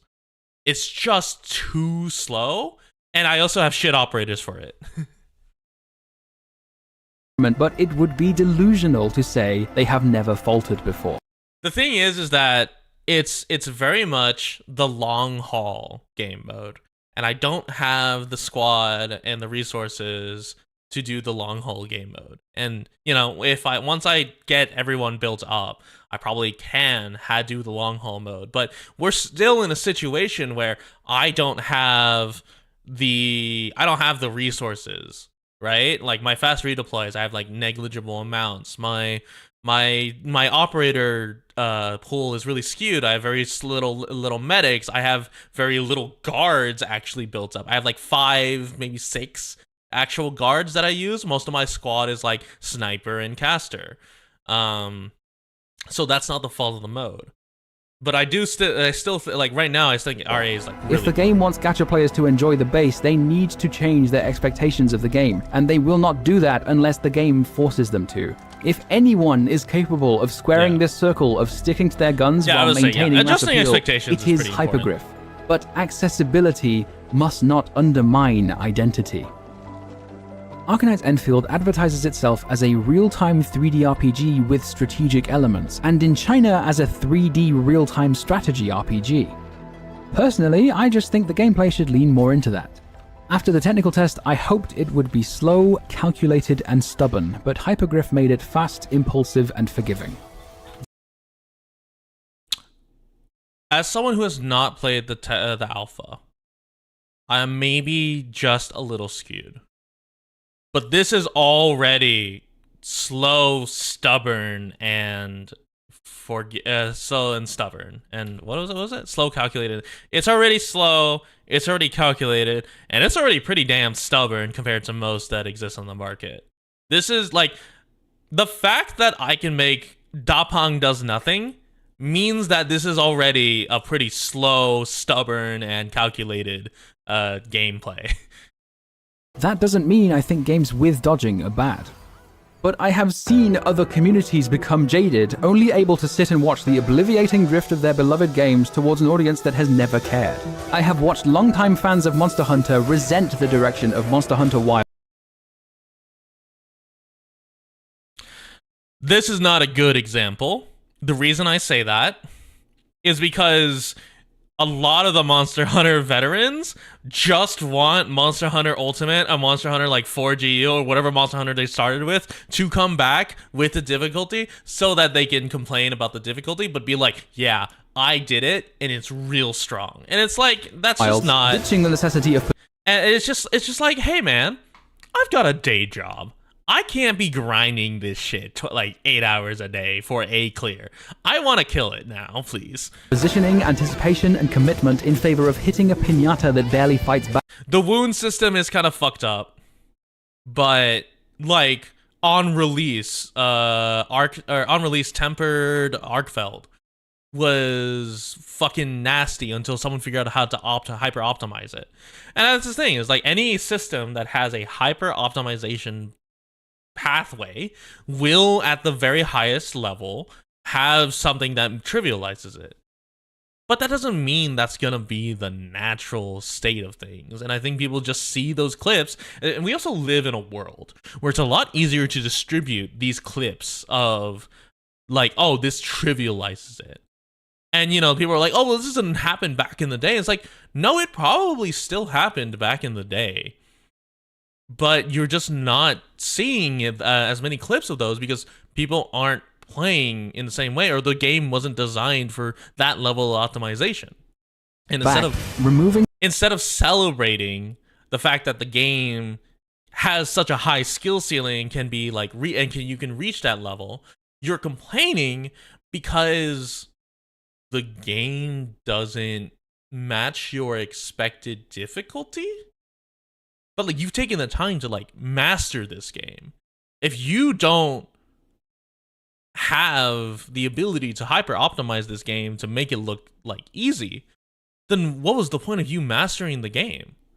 To just be part of a group that just complains because at the end of the day, your mastery doesn't mean shit, because the game has like mechanics that will force you to wait or force you to essentially eat shit. No, that seems redundant. Like, I don't go to someone who has 10 years of experience in a game and has put their all into it and go, hey, are you good at this? And they go, nah, I mean, the game's real hard. And so like, I'm okay, but I'm not like terribly good. And I watch them and I go try it for myself and I don't see a significant skill difference. Right? Like, I think that's like one of the biggest things is we have all these systems that players can now abuse because we've expanded the philosophy of the design of games to be able to create like bigger pathways and allow players to reach these high levels. And then when they do, and people see that and they go, "Oh man, that's dog shit! Like, why do they allow us to do this?" And it's like, because you put your all into the game. You're a master of your craft. Sure, you're not like some welder that's like 10 years of experience, but you put your all into a game and you found this. And it's spreading everywhere, and it's like people are like, "Oh, well, I don't want that." It's like, no, you do, because innately you want to know how to improve. You want to know how to like be better at a game. If you're playing something like Monster Hunter, really, you can be like, "Oh no, I'm in it for the armor or the customization." No, you're not. You're in it for hunting monsters. And you will always love hunting monsters. And you'll be like, "Oh, I really know how to hunt Odogaron. Watch this." And you'll go through a hunt in like 3 minutes. Meanwhile, someone new to the game will be confused by Odogaron, and they'll take like 20 minutes to clear him on normal. And it takes you like 3 or 4 minutes to clear him on high rank or G rank. So it's like, I don't get this argument. So many of those decisions and just going straight to the outcome because gamers don't understand why that decision was there in the first place. I have watched so many Endfield alpha and beta testers openly demonstrate they have precisely zero understanding of why some features and mechanics simply wouldn't work in Endfield, only able to draw upon experiences from some combination of Genshin Impact, Honkai Star Rail, Zenless Zone Zero, Wuthering Waves, end of list. That's the mainstream issue of entering into the mainstream gacha. You get comparison to all of these. Openly stating they have no interest in the Arknights IP whatsoever and just want yet another iteration of the same game while consistently pretending to care about the game's success. You might have heard a quote attributed to one of the lead designers of the Civ series that gamers will optimize the fun out of a game if given the option to, even if it they ruins their experience of the game. But no other subculture of video games, not a single one, will not only ask for that option before the game is even out, but openly ask for the literal backbone of the game to be removed, just because they don't personally like it. Do you open Balatro and complain about deck building? Do you open Portal and complain about solving puzzles? If you complain that modern games don't try anything new, then shame them for doing so while rewarding the opposite. I hate to break this to you, but you are the problem. And if you start playing Arknights Endfield and you complain about the infrastructure and the factory, the very things that make it Arknights Endfield, that applies to you. Just make everything Genshin Impact! Big game always means better game! I'm not seeing enough movement! Put more shit on the screen! More big numbers, more random colors, more stupid bullshit! What is this depth you speak of? Aura farming's the only gameplay that matters. Just make my waifu look cool when I press E and Q and take my money. Look at how cool the animation is. Time to build pity. Let's go gambling. Please win. No save. Only win. What do you mean building pity isn't a thing? All my friends build pity. Obviously it's a thing, you fucking idiot. What is this Factorio shit? I don't have that kind of autism. I have the kind with no self-awareness or social skills whatsoever. Holy shit, that is a room. Wow, chat. Look. Boobs. What do you mean I can't see masturbate? Video game? What the fuck is one of those? Just make it personality around. Subway Surf to raise me with a fucking iPad. Sorry about the attention span. Take 3 big booms to make you fit random odd myself. Holy That's shit. all I really. What the fuck is this crash out? Okay, hold on. Hold on, let me see the aspiration. I'm done with the crash out. Felt good to get that off my chest. It's not conducive for me to watch the crash out. That interview with Hypergriff I cited earlier from G for their own work. It's something the market increasingly demands. Simply improving production standards is no longer enough to satisfy today's players. So whether you want to or not, with a fucking iPad. Sorry about the attention span. Take 3 big booms to make you feel better. Don't even give me a gacha game. Just give me a virtual baby playmat instead, where I can hit random objects while shitting my pants and crying about anniversary rewards. Because if I'm totally honest with myself, that's all I really want.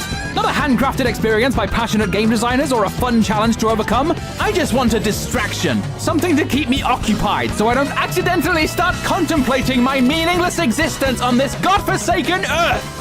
Now just take one moment to seriously ask yourself, who is more deranged here? Me for crashing out in a YouTube video for your entertainment, or you for logging into 50 billion gacha games every fucking day that you don't even like playing, while having the audacity to demand every single one of those games respects your time when you don't even respect your own?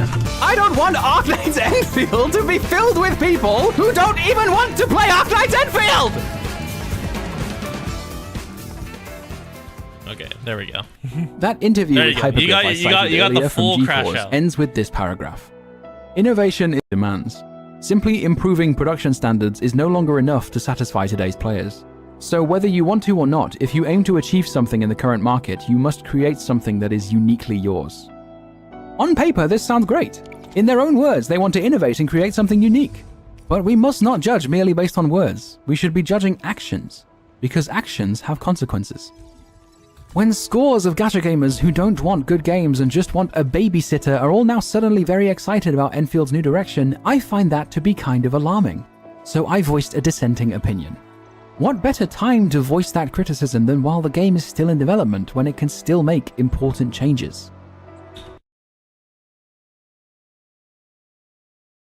Tobo, we got a closed beta in February. I don't know how aware you are about like software development, like game development life cycles.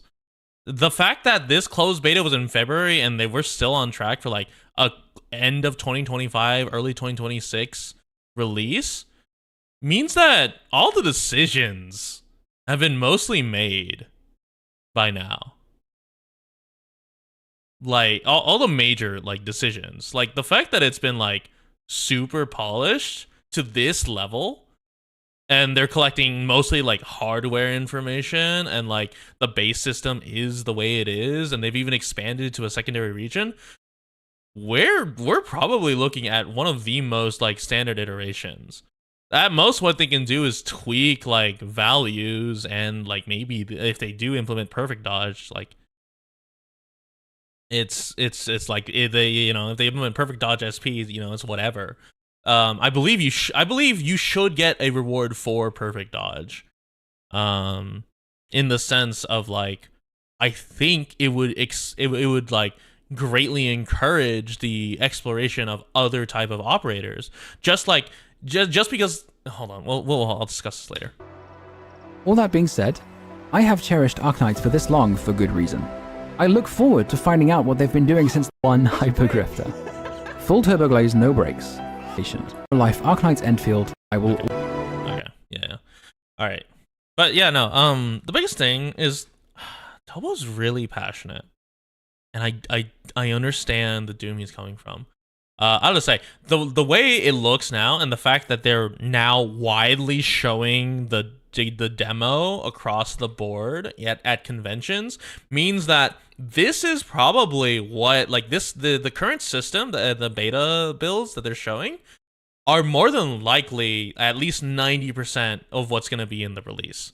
So they could release it in like a month and it would be mostly the same, and even with like combat. Maybe they would introduce like a combat rework system down the line, but like it's just one of those things where the benefit or the idea that like these videos will be, or like voicing the criticism right now would make a distinct change.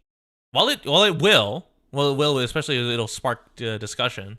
At this point, it's kind of like, it's kind of just like iffy if it like makes like a large difference. In their gameplay pamphlet, they handed to other people in the cons. They didn't mention dodge. I imagine in their gameplay pamphlet, they talked about base building, they talked about interactive combat, and they talked about skills and combo skills. But dodging is more of an afterthought than anything. It's very much something that got added in. And I agree with Tobo that it got added in because people were complaining about not being able to dodge attacks. Some streamers asking Enfield staff on AX, they already asked Toboro video. There's no information if they make any changes. Oh, yeah. I mean, they're Enfield. They're playing real close to their chest at Enfield, which is really surprising because you would think that something would have leaked about Enfield. Like, we get gacha leaks regularly. And the fact that there have been almost no leaks, even for like game develop, well, I guess for this one, it's like it's very much one of those things where it's like until it enters live service, we're not gonna get leaks because they're not gonna be able to find it via data mine. So until that time, they're just gonna keep it super close to the chest. But I think like development wise, they're basically done. Like at most, they improve like the threat indicator, or maybe giving a little more time to iframes and dodge would be good if they don't change the threat indicator. And that's the big thing is Tobo makes a good point about dodging like requiring patience, but also Tobo doesn't realize part of the reason why dodge feels like dog shit is because the threat indicator of when you should dodge feels like dog shit. Like, hold on, let me look up Wuwa combat. If I look up Wuwa combat and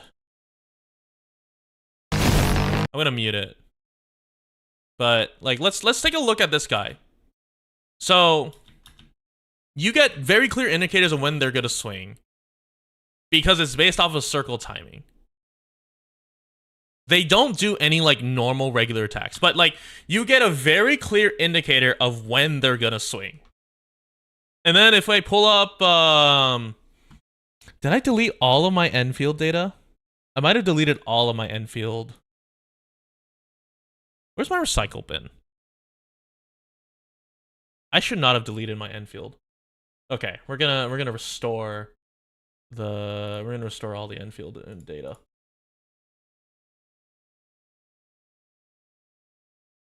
Okay, thankfully I did not empty my recycle bin. Whoops.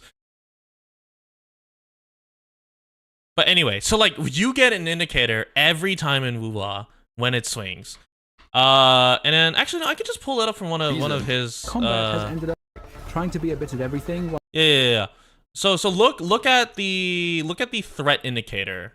For do you have any regular mobs? Okay, maybe here.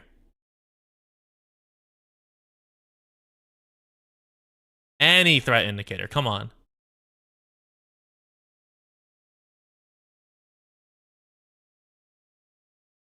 Yeah, okay. So, like, it's so hard to tell. Anything for me. People are perfectly fine because of parry skill from Aurora. Yeah, parry skill from Aurora is is like the perfect example of like combat being really easy or really nice. God, he's so aggressive in these. Okay, here. Please don't stagger.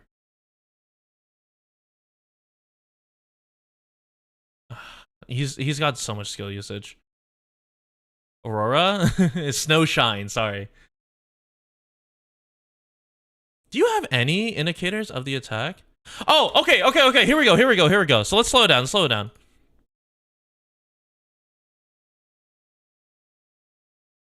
So look at that red flash that occurs.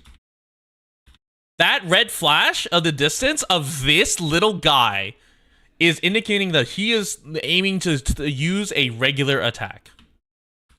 That red flash appears again, and then doesn't, but if that red flash appears again when it's shot, but then the shot is already at you. You can't dodge because the projectile is already at you. Or like, for instance, the big guy slamming, right? You have the circle indicator, but you don't have the flash. You have the flash in the back, and he's shooting, but that projectile already got shot. And it's stuff like that, where it's like, it feels really bad to dodge, because now what you have to do is memorize attack patterns, and it feels like shit. And that's like the biggest thing, is that like, it's literally just the indicator of when to dodge doesn't work in Enfield because it's not a good indicator. Let's talk about like Elden Ring. Elden Ring indicators of when to dodge exist based off of very clearly telegraphed like hits. You will always know when they're swinging because you will at least have a few frames to dodge, or there will be very clearly telegraphed animations. But like here, right? This guy, he's doing a regular swing. He's about to attack. So you dodge. Let's say you dodge early and go in for an attack. By the time you have dodged and gone for attack, this attack is still active. So like, let's watch it in real time. Hold on.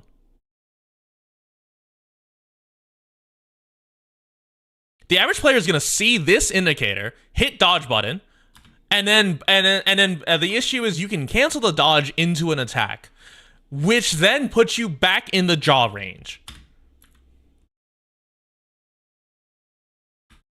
I hit dodge here, and then I attack, and you're gonna be back in the hit range because of how big that cleave is, and also how easily you can cancel and the existence of dodge attacks. The issue is just the dodge indicator sucks ass. I shouldn't be getting this dodge indicator a full half second, or sorry, a full quarter second before the swing. I should be getting it on the swing. Especially, hey, hold on, wait, no, he even dodged it perfectly. That's because he knew. Like, he was fine with that. But like in packs, it feels like shit because you're getting hit. It feels like shit because you can cancel the dodge. I don't get why they allowed us to cancel the dodge into a dodge attack so quickly. Because it basically moves your iframes from like 20 or 30 to essentially 10, which is insane. And it's like, that's just like my biggest gripe is threat indicators don't do, like, look at that. That's one of the more egregious ones.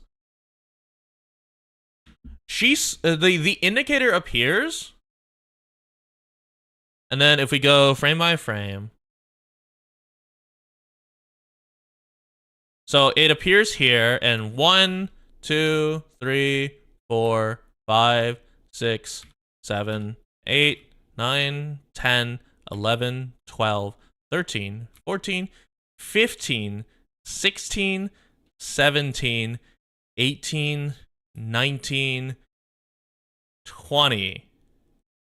You have a 20 frame window to react to that before the swing is active.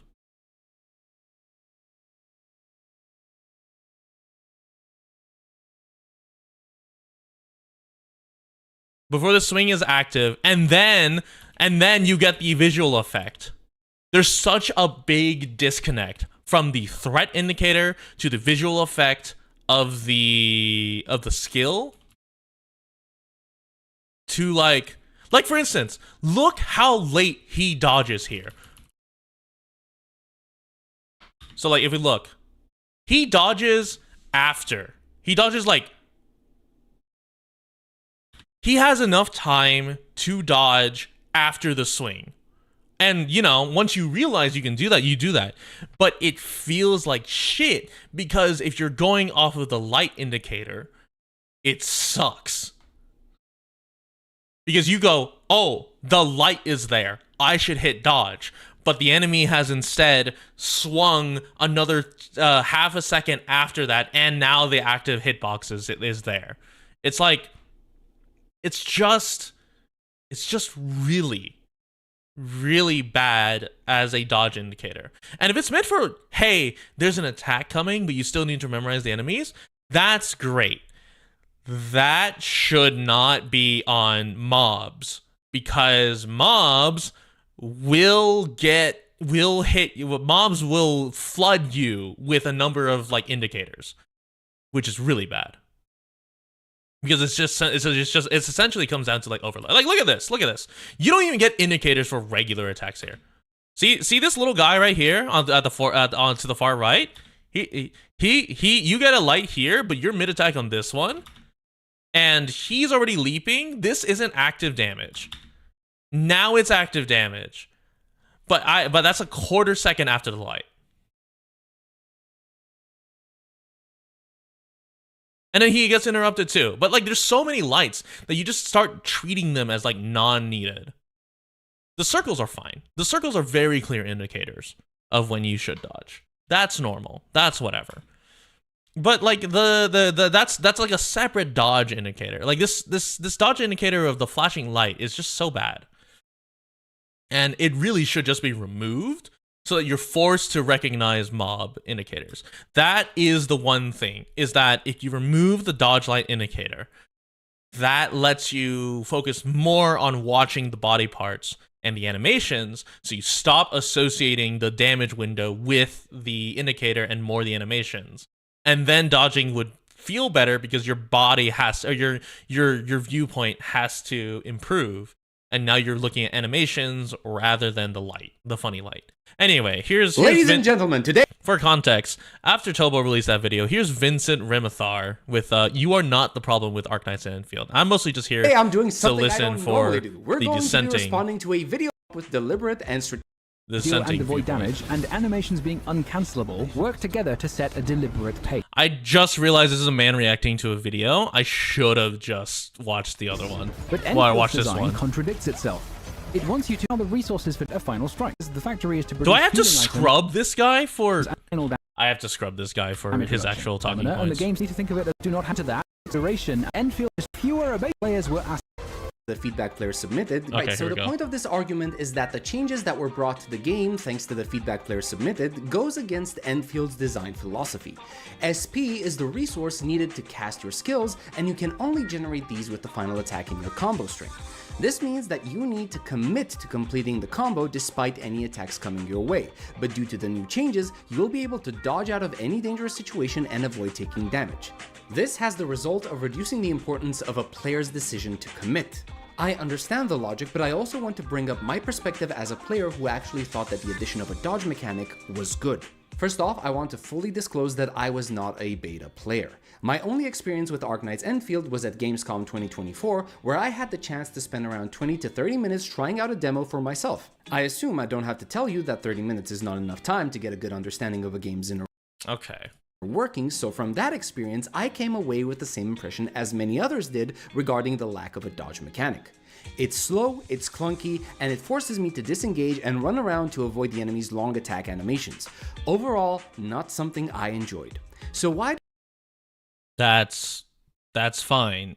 That's fine if you don't enjoy it. But I think to say most people came in with that impression, it's just one of the things where it's like it's just an attack pattern that's not familiar. Like if you play MMOs, disengaging to avoid a big attack is like one of the bigger things that you do. Why do I still agree with Tobo's earlier points? It didn't take me long to realize that it was due to my own expectations about what Endfield was trying to be that I thought the lack of a dodge mechanic was the wrong decision. I've played a number of gacha games since the launch of Genshin Impact, and because of this, I've noticed a pattern in the action-oriented ones that made me come to a few specific conclusions.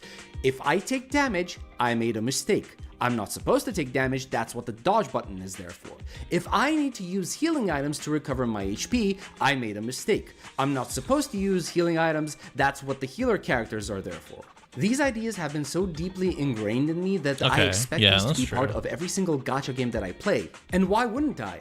Considering that's the intended result. This is the same type of expectation as thinking the spacebar is going to be your jump button in any game. But I won't say I'm blameless here. It's also partly my fault because not only was I fully expecting Hypergriff to try to get a piece of that Genshin and Wuwa pie, but I wanted them to. I loved the world and character designs of the original Arknights, but I absolutely despise the tower defense gameplay and the chibi art style of the characters when you place them on the map. So I was hoping that they would create... But yeah, so you like the concept, but you hate the decision of the designers. So you don't like the game, you just like the concept. Go play Tower of Fantasy. Go play fucking Wuwa if you want the grittier aspect. But it's like you just don't like Arknights. Let's not separate the two, because that's what Arknights is. Arknights is just first and foremost is like the world and the story is just the operator design and everything, it doesn't work. No, sorry, let me rephrase that. The art design of Arknights can be independent of the gameplay. And I completely understand not liking tower defense because you want a little more action, a little more interactivity.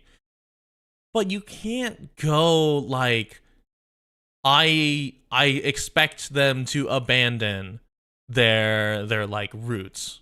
A new Arknights game that would go full 3D action combat and allow me to thoroughly enjoy myself. But it's not listed as action combat. combat. I immediately rejected what Enfield's combat design was trying to do. Okay, but I'm going to need to commit to this attack so I can get SP. What I actually thought was, I'm not supposed to get hit, so why am I being punished for doing the correct thing? Yeah. I didn't know all of the gear in Enfield had defense as the main stat. I fully expected it to follow the same pattern set by Genshin Impact with its artifact system or some variation thereof. This is not because I wanted the gear system to be this way, it's just what I've come to expect from these developers after seeing this abysmal gear system be implemented over and over again, much to my absolute disgust. I assumed that you'd be able to craft healing items with the base you'll build, but I expected it to be something that I will 100% ignore because that's what I've had bashed into my skull repeatedly in Genshin, HSR, and Wuwa, which is crafting doesn't matter because you don't need it. I don't need the food buffs or any type of healing items because I should be able to handle anything the game throws at me with just my own skill and the characters I decide to bring in my team. You know what we call that? We call that shit game design. If a game encourages you to not interact with mechanics that are very clearly part of the system, that's called shit game design. Think about, okay, and you could argue that, like oh, you just have mechanical skill beats all. Hey, if your game is actively teaching you that it's not worth the effort to invest in like the setup for a fight, then the game is bad. Like the game is doing a bad job of implementing those systems. Let's talk, like, think about it. I think about a regular RPG. You use items all the fucking time. If you're hoarding items to the very end because you go, oh, what if I need it? Then you've clearly overleveled yourself, or you found a way around not using items. But you still take damage regardless. You're just using healing characters to avoid using the items. But everyone knows you make your life a hell of a lot easier if you use the items. So choosing to believe that in a game, if all you care about is action, then you shouldn't care about any of the other systems. That just means they've done a shit job of integrating the system with other things, or with the action. If I am put in a situation where I am forced to use a healing item in any of these games, then I as a player have failed somewhere. Now, the other thing too is he is indicating that there is a weird thing with expectation. But the question is, why is that the expectation? Like, why is it when a game comes out that is anime 3D action that it should have the expectation of the other games in the rough ballpark of it? Now, having said all that's of really this, curious. I am thankful for Tobo's views on the matter, as it has brought some clarity on what Enfield's game design is supposed to be. Clarity that I, someone with no beta access, didn't have beforehand. Knowing what I know now, I am more willing to engage with Arknights' old system, even if that opportunity will never come due to the current changes. There's something to be said about how someone's expectations will impact how they view and interact with a game. For example, I recently tried out Uma Musume, and I had none of these expectations because it was an entirely different game that looked nothing like the Big Four. Because of that, I didn't know what to expect and went in there with the desire to discover and learn, and not with the preconceived notion that I've already seen everything before and that I already know what to do. Yeah. Hell, I even had fun with it. The astute observers among you might have figured out where this is going. It's tried next eventually going to on. doesn't have enough so that I we'll see how he reacts to this. Including Away their waifus. plenty of people were delighted with my mischievous musical merriment, including some Wishadell users themselves, as opposed to the Arknights subreddit, which banned me for 4 entire months. But while I will freely admit that yes, I was being a little bit insensitive, there were some comments on both the video and the Reddit post which elucidated a common point of view among those who were offended by it. Nearly all of them said something along the lines of, what if I don't care about the event? What if I want to just get the rewards and be done with it? It didn't matter to them that this was a commenting game. Okay, here we go. Okay, I just gotta scrub for whenever he's playing Zenless. The events, let me just say that I am 100% one of the players who would have used Wishadell and probably not cared about the event and just wanted the rewards, so my view on things as someone on the other side of this argument might provide some interesting insight. Why are you crashing out, my guy? The experimental co-op game mode in question is Icebreaker Games, the first ever co-op game mode that didn't feature separated lanes for each player. Any previous... This was a rerun of a co-op, I'm pretty sure. This co-op event only allowed you to take care of your own lane while sharing the same HP pool as your teammate. Not an Icebreaker Games though, as any player could place agents anywhere on the map, which led to the situation Tobo found himself in. I find this situation absolutely hilarious, but if it were me on the receiving end of that durian-flavored stim pack, I would probably not be in a very good mood. Because think about it. Arknights is a gacha game that has mostly focused on solo play. The co-op game modes until that moment only had you be responsible for your own lane and forbade you from interacting with your teammates. Now, if I were to come into this new game mode with a character that I may have paid ungodly amounts of money for and yeah, I'm gonna be honest. It's a fucking cooperative mode. I meant to bring this up. The fucking, on one hand, Tobo is ascribing a little too much generosity because he is assuming that the other player assumes to know or assumes to empathize with the fact that there is no amount of what's the word called? He is assuming that the enemy the player that you're with would understand that it's really fucking boring to not be able to interact with the game. On the other hand, like and that's like way too much. On the other hand, it's like yeah, too much. Yeah, having no agency does suck. But Tobo is assuming that people care. Which Tobo may need to play a little more online games or online competitive games, because let's be real here, a lot of people don't care. They don't care about how much agency you got to have. They care about winning the mode. They care about winning the game. So that's partially on Tobo, because essentially what it looks like you're doing is you're actively sabotaging a win condition. Win conditions are like the very clear thing that most gamers focus on.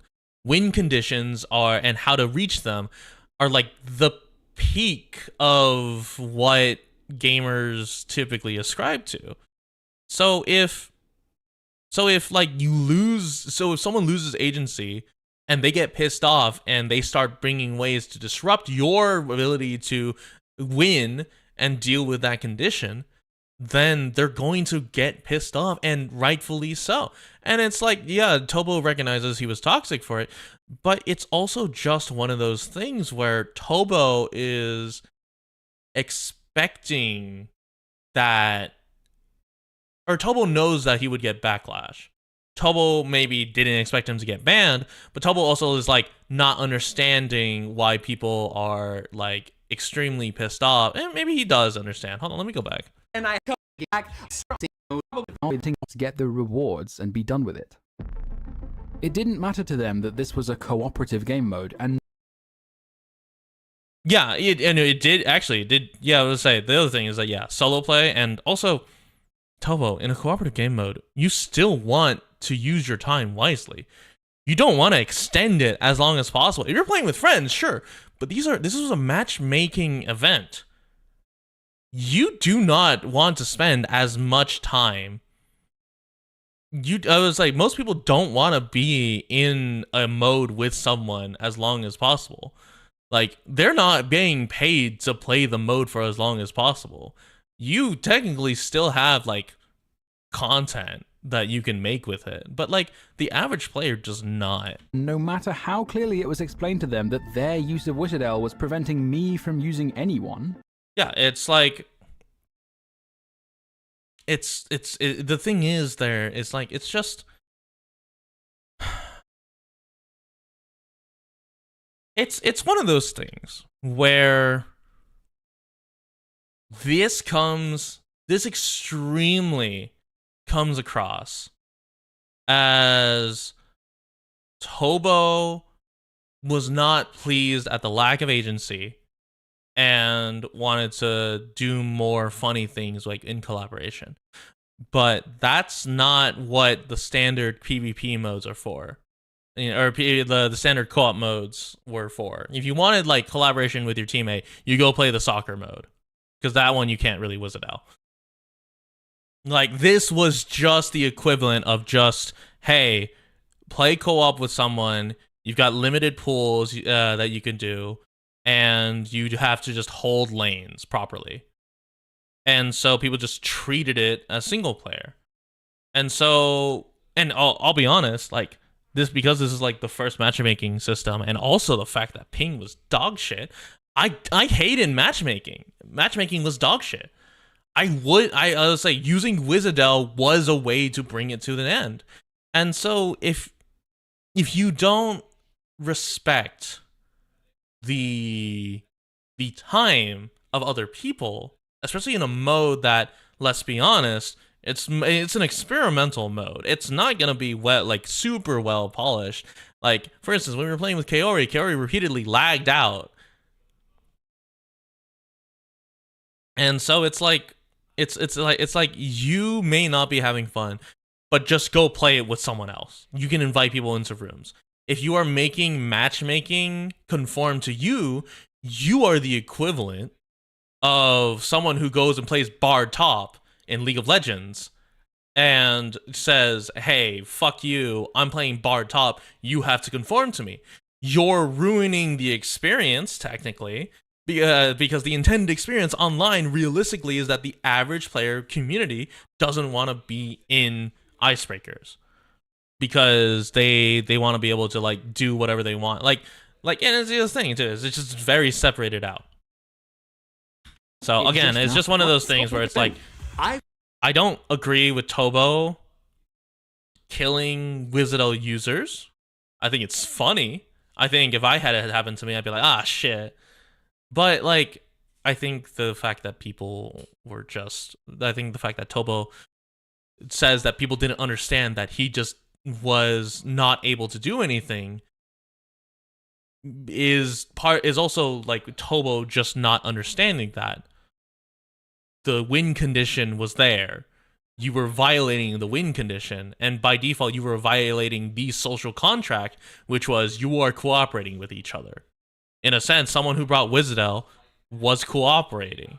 If you didn't want Wizardel to be brought, you bring Wizardel yourself and just don't use her. Like, I think to actively sabotage a teammate for your own enjoyment, again, is just like, it's just something that not many people can sympathize with. I find this situation responsible for your own lane. Anyway, and that's a for lot of being topics. interacting with your teammates. Yeah. It's like, Now, it's like doing with a friend versus doing with a stranger. Has nothing to do with the money you've spent. It has everything to do with the fact that you are violating the social contract that comes with the implication of playing in cooperative mode by sabotaging it because someone is playing in a manner that you do not like. Argument to be made for taking away Tobo's agency and not allowing him to play because I am basically carrying his ass, but not all agencies are made equal. Allow me to explain. Me playing Wishadel is well within my right as a player, as I'm not going against the rules set by the game. In fact, if me playing Wishadel basically guarantees our win, then I am actively doing so this guy is like actively focusing on the win condition versus focusing on win versus focusing on play. So result versus process. If Tobo brings out Ark and shoots my Wishadel, does that sound like teamwork? Is that action in spirit? With that, I would also argue able to dictate how you play the game. My placement of Wishadel, while it does rob, intentionally sabotage you. Meanwhile, as you yourself stop using Wishadel because I can't play the game, use something else. Now, who exactly is in the wrong here? Me, who is helping my teammate back, has an issue here. Okay, so there's a difference in intent and execution. Regardless, it doesn't really matter who is right or wrong for the scope of this video. I just thought it would be a nice mini games or we gotta get past this. We gotta get well past this. Because at this point, this is just an icebreakers discussion, and that's completely aside from the point. That's a completely separate distraction from the premise of the Enfield every video. single terrain obstacle, and you'd then be later about SP and dodging. If you're performing fine, instead of to be that gacha play really the full. It's not as if there are that some of those don't matter, but not necessarily for the reasons he mentions in his video, even though I agree that some of those are valid reasons regardless. Yes, expectations do impact how you will interact with a game, but I don't necessarily think it's the player's fault in noticing the pattern with recently released gacha games and how most of them draw inspiration from the templates set by Genshin Impact. I don't think it's unreasonable to expect that Hypergriff wanted to develop a Genshin clone with an Arknight skin to cash in on the trend, because we've already seen it happen with recently released titles. And if this template has taught us that our actions won't matter, why would we expect anything different from any other game that draws inspiration from the same template? But that's the thing. They didn't advertise it as such. You're just assuming, and you know what they say about assuming is you make an ass out of you and me, but like, they're not actively going out of the way of saying, hey, this is a Genshin clone. They've, like, with the establishment base building, your expectations should have already been long shattered. The complaints from beta testers all stem from this root cause. Dodging when it's a bad move led to consequences, but your expectations are that dodging is never the wrong move. Pulling impulsively is always a bad decision, but because the rate of guarantee carries over only Hoyo games, your expectations are that doing so doesn't usually make a difference. I agree with his point on dodging here, but not the one about pulling impulsively. I fucking hate pity builders. Because there's... Okay, hold on. I wish he went into a bit more detail here because I have a feeling he wanted to convey something here that made sense in his head, but didn't put it into words well enough for everyone else. I don't believe having pity carry over can ever be a bad feature to have, nor do I think the lack of a pity carryover can provide the player with some sort of enhanced experience or challenge. Setting up your own zip lines is a major part of the game, and not setting them up means you'll be walking everywhere, but your expectations are that of already having a plethora of locations to teleport to and of being able to fly around at will. This is one expectation that I didn't have, surprisingly, probably because I've already played games like Satisfactory which focus around base building and optimization.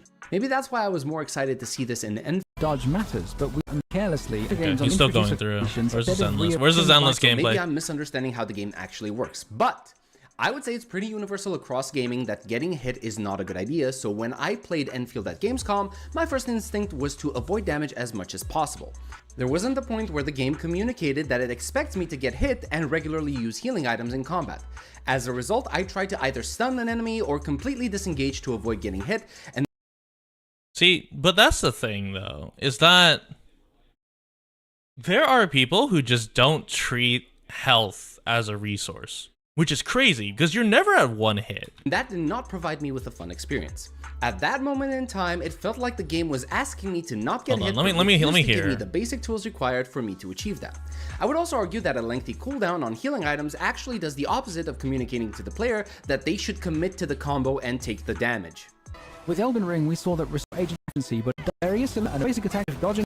Okay, so he ended that there. So he's talking about the fact that longer cooldown on healing items is longer cooldown on healing items implies that you shouldn't get hit as much. That's not true. Longer cooldown on healing items implies, but versus the actual level of amount of healing you get from those healing items implies that you should be trading your health for the damage, and that your actual health pool is significantly larger than what is on screen. Like that 8k you have on Chen right now, combined with like the top tier healing items, you easily reach a full effective health bar of like, I want to say like 2400, depending on like defense and whatnot. That's the thing, is that there are people who just don't understand, unless explicitly stated, your health bar is a resource that you should be using. Like, people hate, like if you are going blood for blood with an enemy, but you know you have healing, that is a resource you're using, and that is encouraging you to play. To say that the game is discouraging you from getting hit means, or like games actively discourage you from getting hit, means that you have either not played specific games like standard RPGs. Hell, you've not played Pokemon, of all things. Because the health bar is a resource there. Like and so you have not acknowledged that taking damage is unavoidable, or is just a simple part of the mechanic. It's just a simple part of the system. And that, that has nothing, it's nothing wrong inherently with how you think. It's just the games you've been playing have been teaching you to essentially never get hit, and that healing characters are there if you're bad, which is bad in when you go to other genres. Like, taking damage as a tank is good. You want to be there to soak damage for your team. Taking damage in Pokemon is good because you're trading blow for blow. The fact that you don't understand that means just you're not well versed in other games, and you're going in with a significantly biased viewpoint, and that is what Tobo really strikes on. Memorizing optimal That, like, he's and that is a you problem. That's not a problem with the game itself. That's a problem with you. Mechanic, but I also believe that it was the game's responsibility to communicate to the player that getting hit is a necessary part of the process. Yeah, it tells you that you should finish your strikes, and that you should not get hit by the big AoE circles, but also that you have healing items, and also that you have healing skills, and also that you have healing traits. It very much tells you that. You just don't see the whole system. The call to remove the dodge is not a call to bring back the guaranteed attack to the technical test, it is a call to change what that agency looks like. It doesn't need to be a reflexive dodge, their expectation. You have to reach of the game. To play the game for long, so maybe there are characters that help with applying shields and other mitigation tools, but I didn't get to test that out. Okay, so yeah, he's just talking about how he doesn't know. To the Doom posting I'd be doing in that timeline. And to add any never once highlight their skills of addressing the complaint intuitive top down is why I don't but nonetheless he is right. Those demands for blueprints will grow louder and louder because gacha players only want to eat fast food. The meal without the gacha games training, I don't want to explain. Let me explain. Are you talking about Tobo or this guy? Because this guy is very much like, he's not saying here, he is saying that it is an issue from the training, but he is saying that Enfield isn't communicating it well. You know how Enfield's communicating it well? By the fact that your damage is dog shit, by the fact that you're not getting SP. Like, change something. You've used all the resources available to you except for your HP bar. Start using that. It's just one of those things where it's like, if you refuse to adapt, then like, what's the point? Of cooking it. And to build on the analogy further, fast food might be convenient and tasty, but if you grow accustomed to it... I agree with this fully, but what Tobo is missing here is the core reason behind why gacha players want to eat fast food. It's not an innate desire, it's a response to how gacha games work at their core. Continuing the cooking analogy, gacha games don't give you the time to cook your own meals. They constantly pressure you to keep up to date, log in every day, do your dailies quickly so you don't overcap on stamina, and get all of your daily rewards so you have enough currency to pull the next big booba waifu.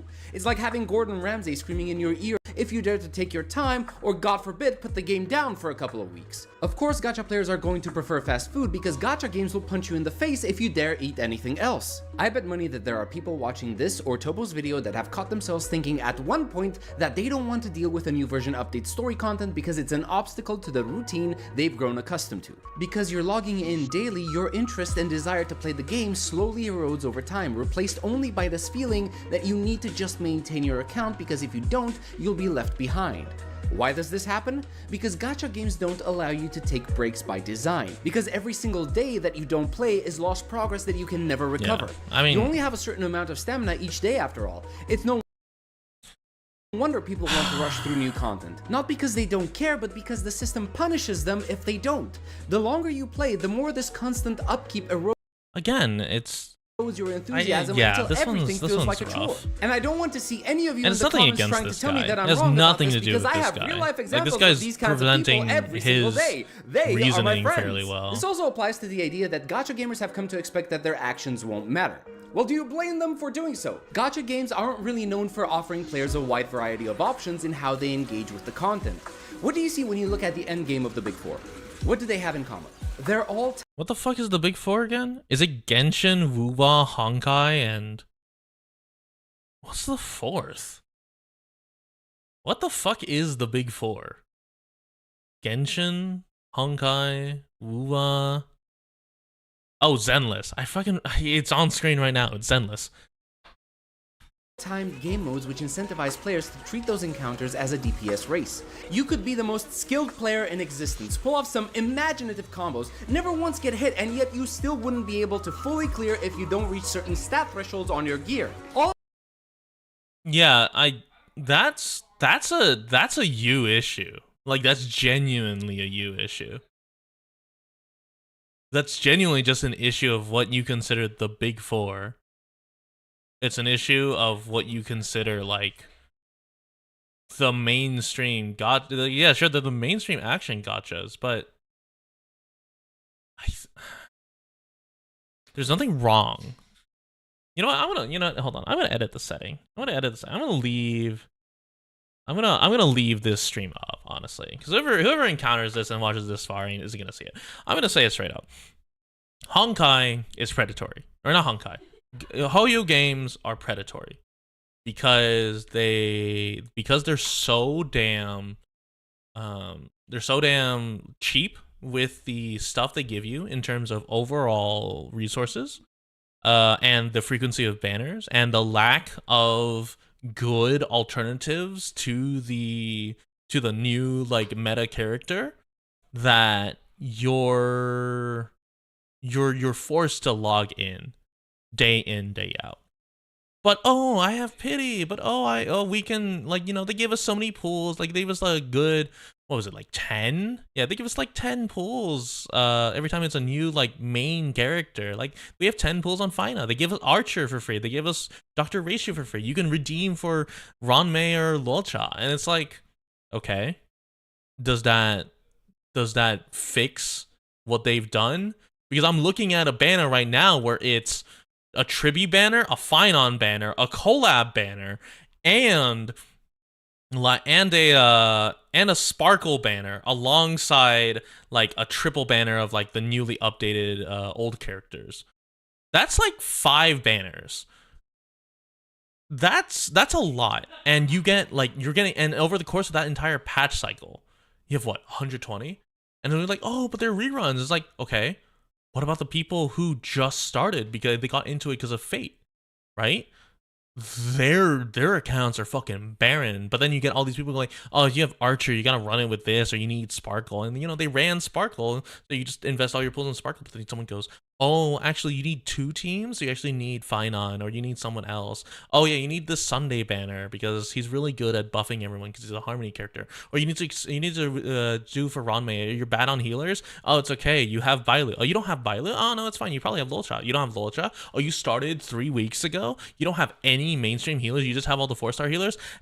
Sustainless is not meta anyway. Like, or Sustainless is meta anyway. Just run Robin, Robin, Sparkle, no, Robin, Ranmei, Sunday, and your DPS character. Oh, you don't have Sunday? Oh, what are you doing? Why don't you have him? Oh, you started 3 weeks ago? Can you borrow support? Yeah, you can borrow support on the farming stages, not the challenge stages.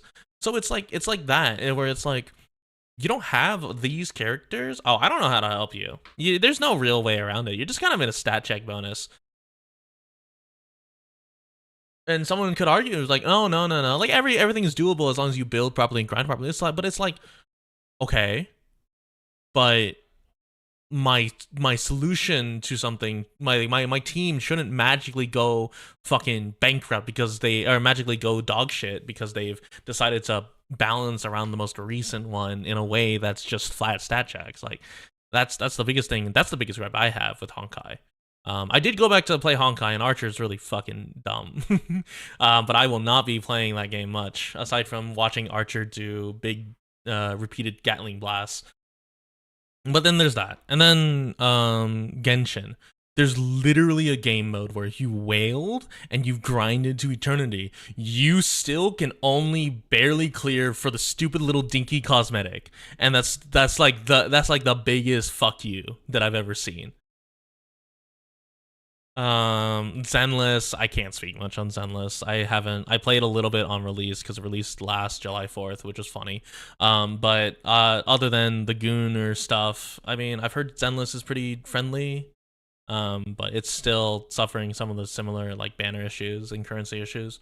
And then Wuwa, again, just not a lot of experience. I did enjoy the action of Wuwa. I think Wuwa does significantly better, where even if they do still have a timer system, so it is still slightly fucked up. But even if you don't have like the diehard mega like offensive like meta characters, you can still enjoy Wuwa because the action's very pretty.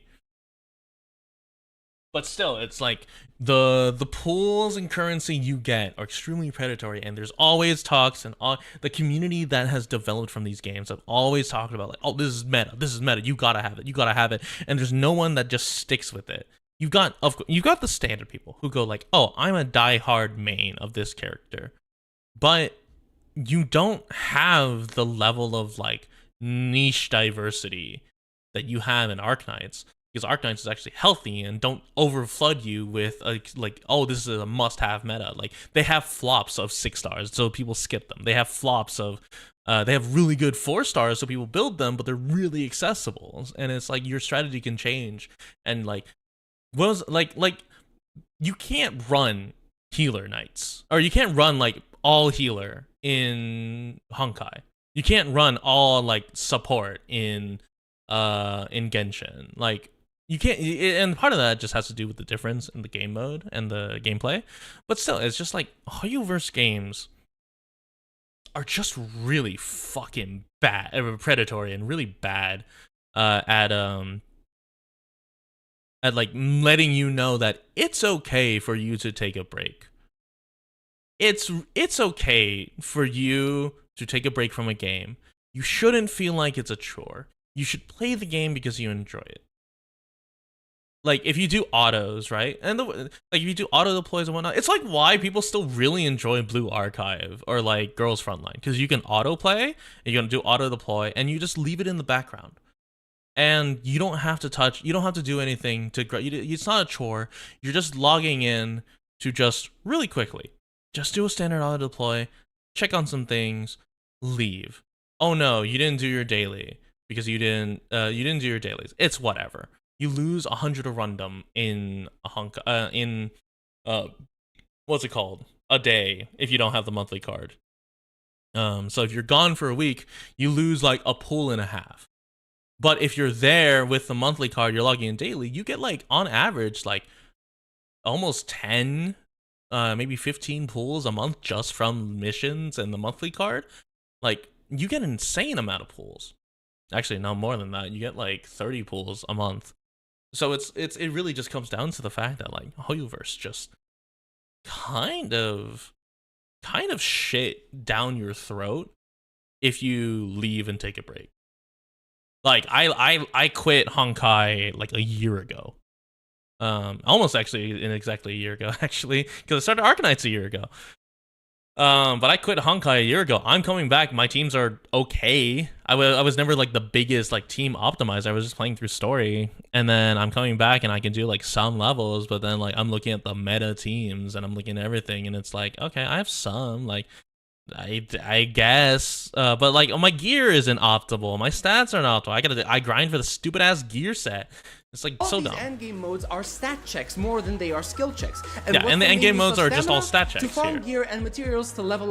Versus Arknights, it's not gear check, it's operator strategy check. You can do a variety of strategies. Your character's just a matter of how well can you tailor it. Because every single character has their own specialized gear set that you need to equip on them. Any other gear sets, while they might still be usable, are still downgrades, and due to the random stat that you need. Or in Wuwa's case, you get the main stat you need, but with none of the good substats. So when the game tells me that I'm damned if I play and damned if I don't, when it tells me that there are specific checkboxes I must tick to build a character, and any other weapon or gear combination will be a downgrade instead of a side grade, when the end game tells me it doesn't matter how skilled I am with playing a character, it just matters if I have enough stats to clear the fight in time, why wouldn't I come to the conclusion that my actions don't matter? Because you've been playing bad games. You've been playing a game that doesn't respect you. And that says more about you than it does about other games.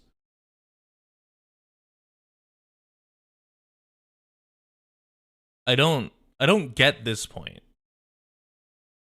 His exact words were, if I've been told that it's damned if I do, damned if I don't, my actions don't matter, why would I expect it? Hold on. I could fight in time, or gear combination will be a downgrade instead of a side grade. When the end game tells me it doesn't matter how skilled I am with playing a character, it just matters if I have enough stats to clear the fight in time, why wouldn't I come to the conclusion that my actions don't matter? I currently play Wuwa, HSR, and ZZZ. Holy shit, you play all three? You want to know the one thing I do in all three of these games? I don't bother reading what any of the characters do, because I never need to. Because the game never tests my knowledge or skill, it only tests my stats. Sure, I look into what their stat requirements are. Okay. I can't criticize him for not reading what characters do, because we do that in Arknights. There's a reason Ian can't read is a thing. But holy shit. There's no way that's actually your response. Level up their skills, get them the gear that they need, but I never once stopped to read the description of the skills these characters have, because it never matters. I'd argue that there's more skill required in Wua's Tactical Hologram and ZZZ's Endless Tower game mode than in their respective endgames, but not by much. That's also probably why those game modes don't see regular refreshes to their rewards. So yes, gacha players want to eat fast food because that's what gacha games are, and that's what they've trained us to do. That's not true. Wait, that's arguably not true. That's what Action and Hoyoverse gacha games do. But there's a plethora of other gacha games that don't do this.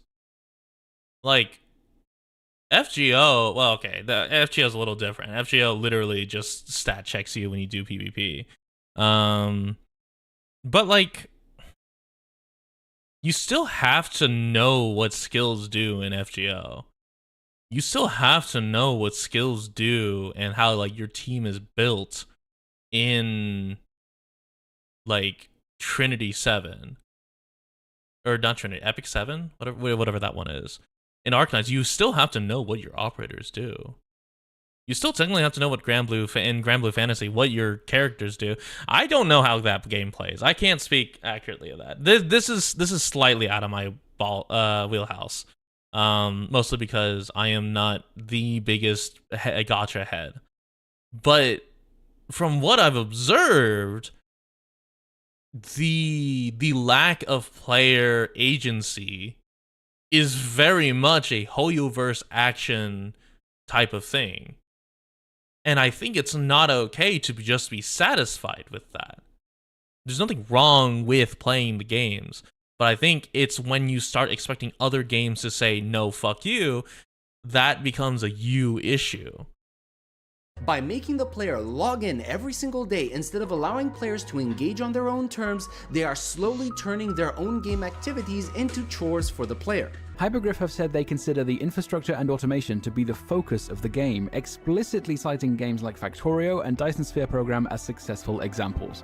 But those games have an innate filter in having an upfront that the time they spend in there will net them progress equal to the effort they put in. And with no time constraints, players can actually take it slow and enjoy their experience. Free-to-play gacha games do not have that barrier to entry, and they are surrounded by this bizarre culture of people playing multiple games they may not even like playing, while simultaneously demanding those games make it easier for them to maintain their account. Because the games themselves incentivize this playstyle.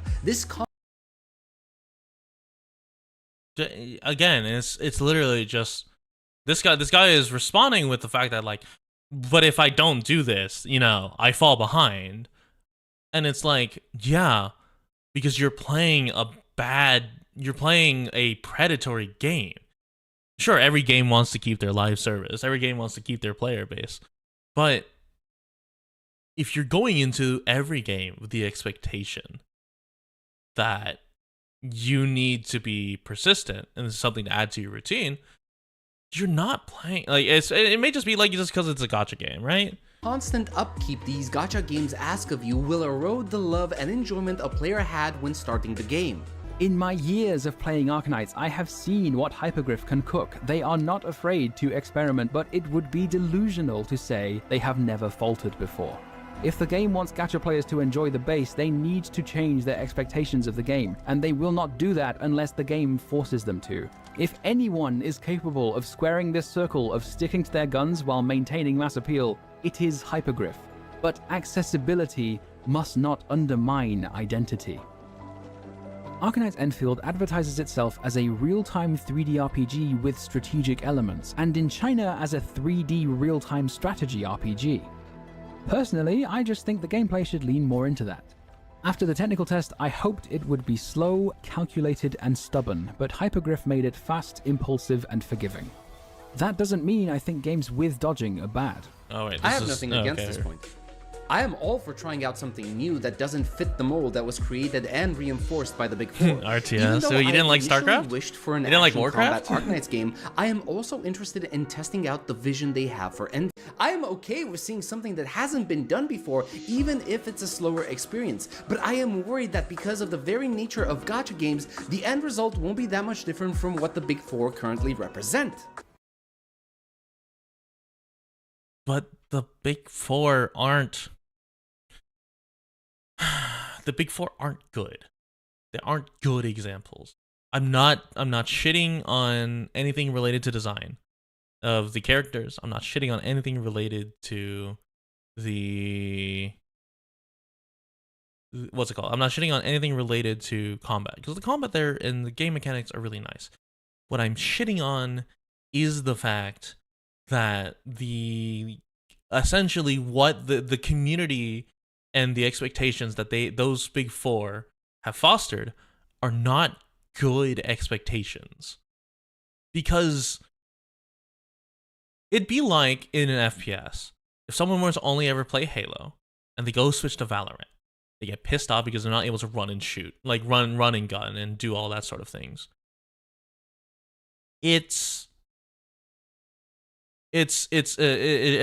we don't call someone like, oh, Halo was like this big thing, because Halo, Call of Duty, and like Battlefield, they all differentiated themselves, but they're all still in the realm of first-person shooter. I don't get, and it may just be because the marketing doesn't exist for it.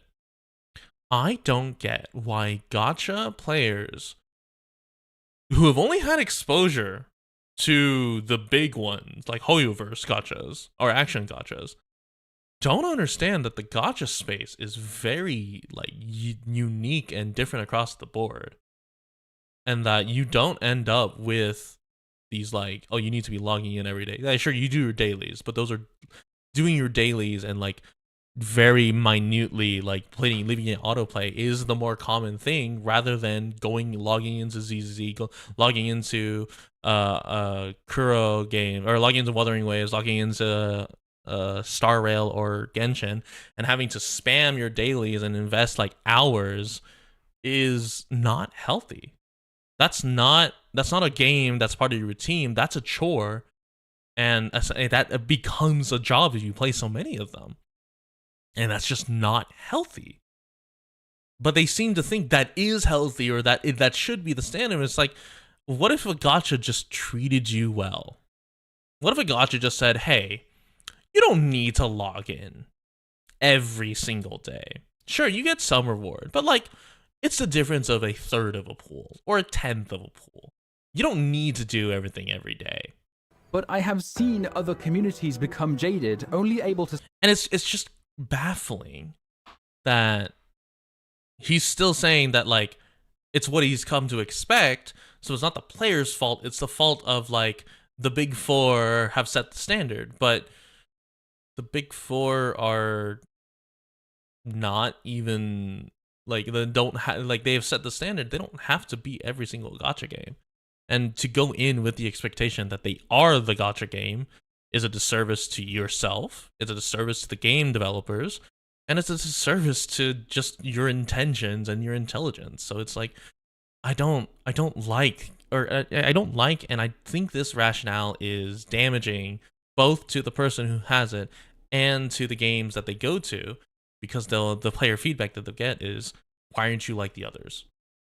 To sit and watch the obliviating drift of their beloved games towards an audience to Hunter Wild, barely fight stand, alpha and beta test. Okay, I'm not going to touch on the Monster Hunter topic again. The Arknights IP whatsoever, and just want yet another iteration of the same game while consistently pretending to care about the game's success.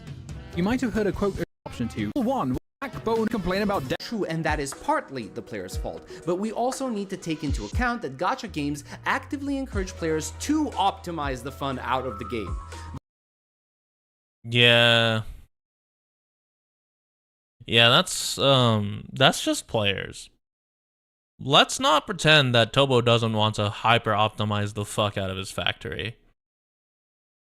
To say hyper optimizing the factory is good, but hyper optimizing the combat is bad, is hypocritical, and a bit of a bitch move.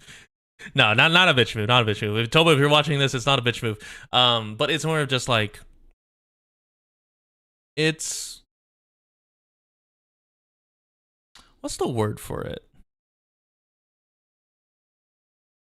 It's not, you're not holding yourself to the same standard. You're being hypocritical.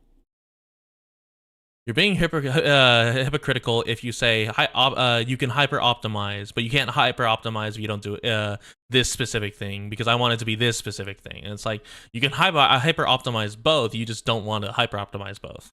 The reason why players interact with games like Death Stranding, Portal, Satisfactory, Power Wash Simulator, and many others differently from gacha games is because they sell the player a fantasy that they want to immerse themselves into.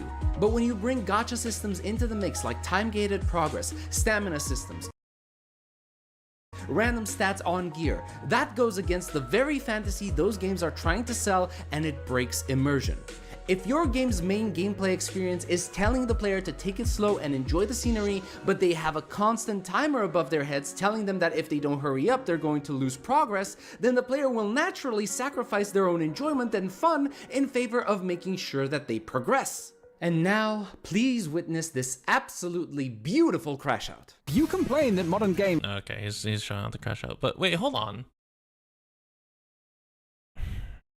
That's the thing, though. I didn't feel... In fact, I felt punished if I sped through Enfield. Because I just didn't have the stamina, right? And also, it's like, if you just hold your pulls, like, you're not really running into anything. Now, granted, I was being given beta pools, right? And I had like 300 pulls at the end of the beta, and that was with me pulling like another 300 before that. Like, I definitely got like the whale experience, but it's also like, it's just one of those things where I don't think it's bad to slow down. Because our banners are 2 weeks. Our banners are like 2-3 weeks. And they enter standard. They're not limited. And that's the thing that I think people just don't understand. Is that, assuming they keep with Arknights standard, the characters enter back into the standard banner. You just have rate ups. So you're not gonna be hard punished just because you didn't get it during the limited banner. It's not like, oh, I lose my 50-50. It's like, oh, I lost my 50-50, and also the losing part of the 50-50 is like, oh, I didn't have these 7 characters. I'm still in chapter 11. Technically, I'm on chapter 12, but I'm reading chapter 11.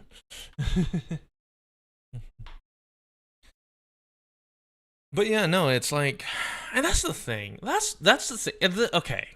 Okay, this is the other thing that I want to touch on. So, hold on. Let me see. Don't try anything new, then shame them for doing iPad. Sorry about this. Crash out. I don't know about you. Very excited about patient. I am sure that there are players out there that just play the game without actually enjoying it. But I also want to emphasize, players behave this way for a reason. These habits, these expectations, they didn't appear out of thin air. They were shaped by years of design choices across the genre. So let's bring this video to a conclusion. Yes, I and many other players would like to play Arknights Endfield according to its original vision, but chances are that the type of players that Tobo critiques will still find their way into Endfield regardless of whether the dodge exists or not. Because more than likely, it's not that the players never liked the game to begin with. Okay. This is just the natural outcome. This guy is significantly more civilized than I thought it was. Across all gacha games. Mark my words, people will go into this game with the best of intentions and will come out jaded after a while. Anyway, I think this video is long enough. I hope you enjoyed. Okay, he is tamed. He is realistic. There's no issue with it. There's no issue with like his overall viewpoint, because this is arguably one of the least dramatic responses that I've seen. Because if he was content farming, he'd be like full rage bait, full caricature, full like, no, we should be, yeah. But like, yeah, that's the biggest thing. Okay, hold on, real quick. Before we like move on to the actual point. Okay, so in Genshin, in Hoyo games, your character is limited and it doesn't enter standard banner because you have a standard banner pool to begin with, and that pool doesn't get larger. So one of the bigger issues is that you have to build pity, or well, you say you have to build pity. So the thing is that when you build pity, you are essentially taking the percentage chance, the low percentage chance before the rate goes up, for X amount of pools, and you're banking on the fact that you do not hit consecutively over that amount until you reach like a safe amount, and then when you get to the banner you want, you then take, assuming you've reached rate up, you are now entering into that with consecutive higher odds. But when we look at it, it's like Hoyo, you get like what? I want to say it's like a 0.0. What was it again? It was guaranteed at 90. I want to say it's guaranteed at 90 pools for Honkai, and soft pity starts at 60, and it expands out. So you're investing, and so you're, depending on the reward ratio, it could be anywhere from like 60 to like anywhere from 60 to 90 pools, with each one building up. And if you treat that as a separate subset, you have to rely on basically 59 pools consecutively, all not hitting, right? Or if you do hit, you lose. So you have like a 50-50 chance. Let's assume that you're banking on not hitting a 5-star whatsoever. And then you go into your upgraded pools and you go higher and higher drop rate, and then so you have a higher chance of getting it. What we're not taking into account is the statistical likelihood of the fact that you are not going to abide by the norm. There are plenty of accounts out here who do not abide by the norm, by the average data, by the percentage data, simply because they just hit. And building pity is not it's a way for you to justify gambling on a banner that you may not necessarily want. Because when you win on that banner, like let's say you get to 40, right? And you go, okay, I'm going to build another 10 so that'll be on 60. And in that 10, you hit and you win, you've lost like 40 to 50 worth of pools. And you go, oh, fuck, my account's bricked. How am I going to get enough pools to go for it? So you scrounge up all the materials, you induce some more stress, and you're now left with the negative argument. You could have just saved it for the banner itself. And so this is why when players talk about needing a pity carryover system, what you're actually saying is you need a system to forgive you for gambling on a banner, which means you don't want to take responsibility for gambling on a banner, which is insane because you chose to pull on that banner.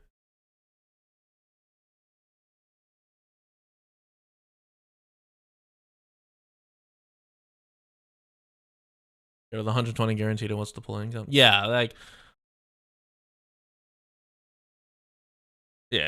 only care about the 120 guaranteed and what's on the pull income. Yeah, it's like it all depends on the pull income, but it's like building pity instead of saving is quite simply just not a real thing.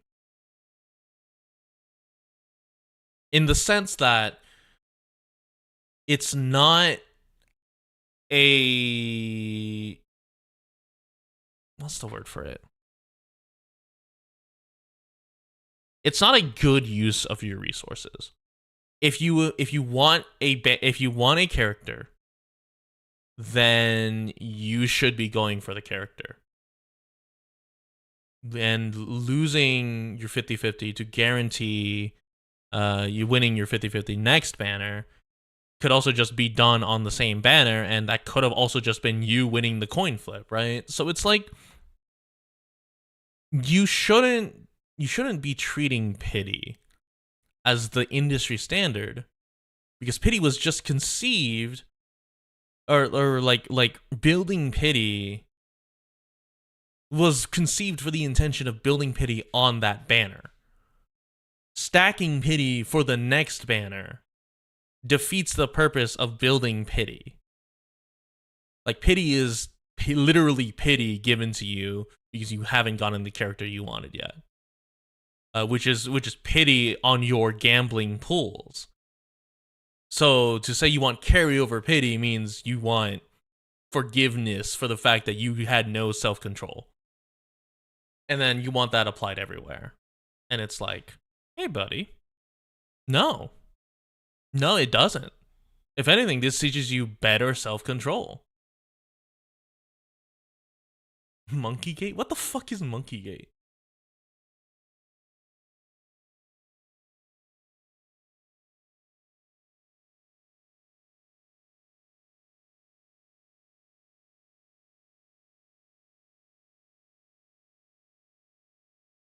Oh, Grand Blue Fantasy?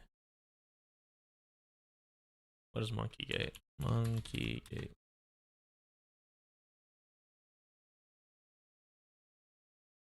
Well, there's Monkey Hate. Grand Blue. Or GBF.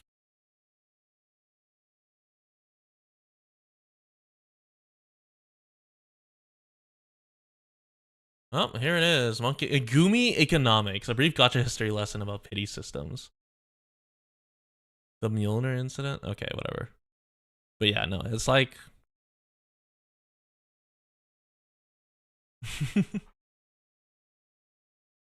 Last time I ever saved to go hard pity was for Wisdell. Yeah, I mean, that one's like, she's just really meta. So it's a really nice thing to have. But yeah, no, it's literally just... Why... The audacity to imply carryover pity is needed. Not the audacity. The opinion that carryover pity is a system that is needed when a gacha comes out is a self-report that, I hate that I said that, is evidence that you just don't think that you can have self-control without doing pulls, or you want to gamble but you don't want to admit it, so you instead go, it's okay, I'm building pity. And someone you're only not getting. Oh, okay, I see. I was like, for the longest time, Fate didn't have pity. Pity is a good system because it essentially tells you, it essentially gives you a soft and a hard cap at which you are spending resources for a character, and so you have a good idea of how many pulls it'll take. Pity carryover simply incentivizes you to not, simply tells you it's okay to spend, and if you fuck up your pity stack, you just lost to the gamble gods, and you want to be, and if you don't lose, you want your behavior to be rewarded when your behavior in the first place was bad. And I feel like I've reiterated this point over and over and over in different ways now, but it literally is just that. You just want to be rewarded for gambling on a banner that you technically don't want, but deep down you go, what if? It'd be funny, right? And there's nothing wrong with that. I think everyone has a, dude, it'd be funny if I just hit right now, sort of mentality in them. But you can't go complaining when someone doesn't have that. Because you just gotta have self-control, my guy. Or my girl, my gal, whatever. You just gotta have self-control.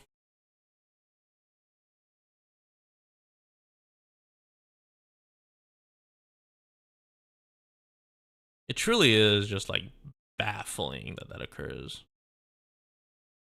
Oh, you know what's gonna be funny? When Enfield comes out, we are not gonna get the 6-month foresight of, like, you must pull this. But also, it's like all that means is that we just have it at a all it really means is that we just have it at a more concealed rate, right? So you just pull unlimited banners, or you pull if you find out about a character having like really cool options or really cool like details, and then it's just eat shit. It's just eat shit if you don't get them, but they'll probably be in standard banner anyway, so you'll get them at some point. It really just comes down to delayed satisfaction versus immediate gratification from pulling. And it feels like Hoyoverse games really like incentivizing daily pulls instead of like waiting until you have like 200 or something, especially with the lack of currency. To the point you're like, I have 10, I might as well throw it here. So it's like, you just gotta be patient. You gotta be patient. But yeah, also it's like,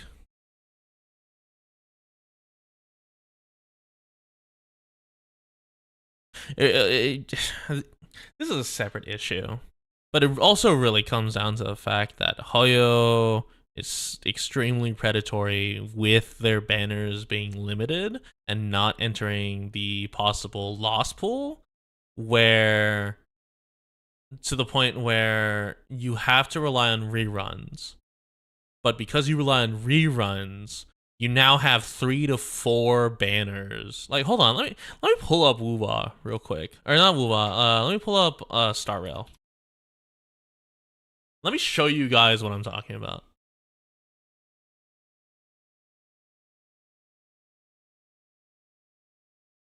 It's kind of absurd, honestly.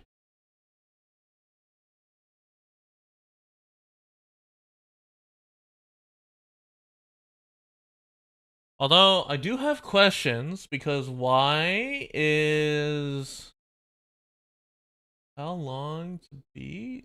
True achievements? What is this? Why is Honkai open a web browser? It really shouldn't be doing this. It's like a separate like Explorer or like Edge browser. It's so weird. This has never happened before in a game. But yeah, I'm about to show you guys what I mean by like the banner system is kind of insane, and this is a result of having multiple limited banners at the same time. And you could be like, oh, but like I can guarantee like a 50-50 win and on a rate up banners. Like, yeah, you could do the same thing by just having rotating rate up banners and having them all still be in the pool, so you get pleasantly surprised if you lose. You don't need all this.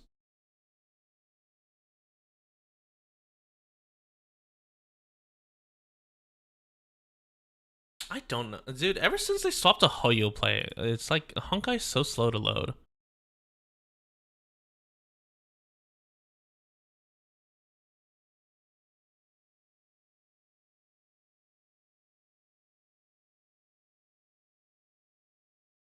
This is kind of absurd, actually.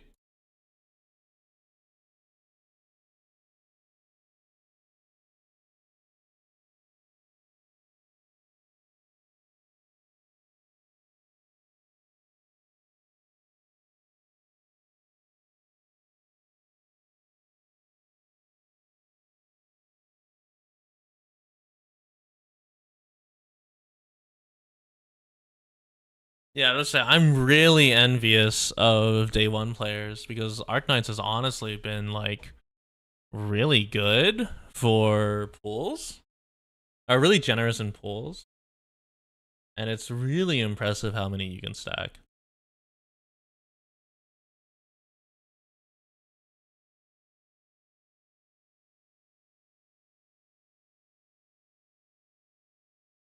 What is going on? Why is my Honkai not opening?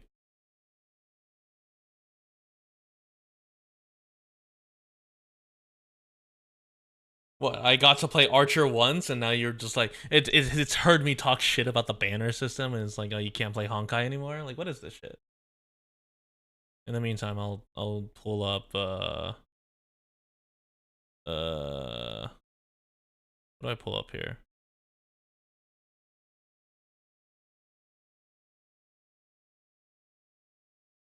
Well, we'll pull up, Rydian voice lines. Doctor, ちょっとしたテストをしようね。I am excited for IS6. That's gonna be fun. テーブルに置いてあったお菓子。いくつつまみ食いしちゃったんだっけ？心配しないでね、ドクター。確かに歩きながら考え事しちゃって、周りへの注意がおろそかになってることもあるけど、レンディとアクシーがぶつからないように誘導してくれるの。 I do not know what's going on with Honkai. It's just on a white それ screen. は誰って？もちろん。 Next C2 level 90. Technically, you don't have a choice on that. You are required to, like, as you play IS6, she'll just level up. たくさんあだ名をつけられちゃってるの。糸目の怪人とか、四つ手のエスパーとか。でも気にしてないよ。お年頃の子は気持ちを見透かされるのが大嫌いだから、そうやって反抗しちゃうんだ。でも悔しかったら一生懸命お勉強して私を欺いてごらんなさいってね。いろんな電気信号を感知したり操ったりするのが私のアーツの本質なの。そのおかげでみんなのことをもっと深く理解できる反面、些細なことにも敏感になっちゃうんだ。例えば、ドクター、右肩の僧帽筋がずっと異常な筋放電をしてるみたいだから、そろそろ姿勢を変えてみたらどうかな。ドクターも私の授業に来てくれて嬉しいな。ウルサスにおける感染者の現状は過酷なものだけど。Oh, there we go. 正解。暴力で自分の弱さを隠す人への対処法はいくつもあるよね。授業の内容はよく心得てるみたいだから、それじゃあ I forgot the audio was this loud. 抜き打ちテストしちゃおっかな。サル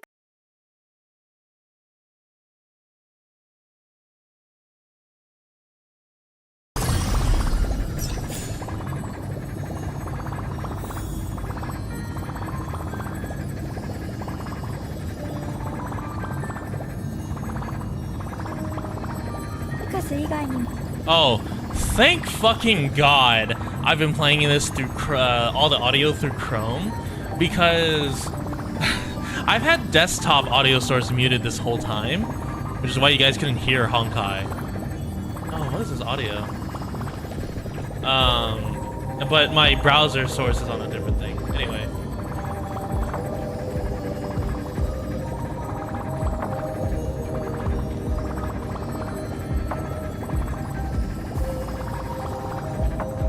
Seriously? Does it need to be in admin mode? Hold on, let me just do window capture.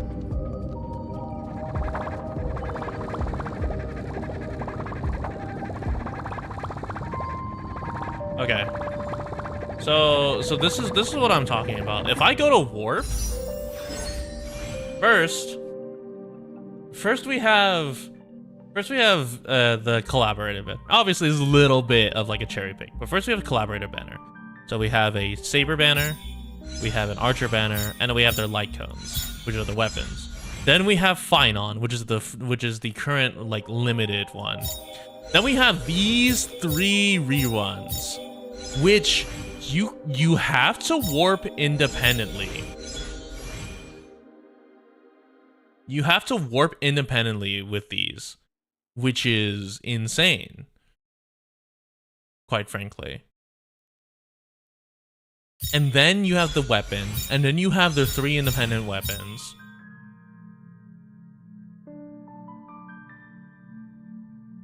Yeah. So it's like it really is just absurd. So because you have to pull for weapons, right? It's not like it's because of the sheer amount of bloat of weapons and characters. You have 4 banners for this collab alone. You have 4 banners with the character and the indelible coterie, which are all the harmony. Obviously, you're not gonna pull for everyone, but like, you know, the optimal is like Robin, or not Robin, Sunday, Robin, Sparkle with like someone, right? And then you have another 4 weapon banners. Oh, and by the way, these don't enter into the standard banner. They instead go into the fucking void until the banner reruns. Also, we haven't gotten a new fucking 4-star in years. Hold on. If I go to the when was the last 4-star that Honkai gave us? Where's the stupid, where's the data bank? Characters. Yeah, I'm missing 30 characters because I haven't played in like years. Oh, yeah, Mosey. He came out with, hold on. Mosey came out with Feishuang Unity.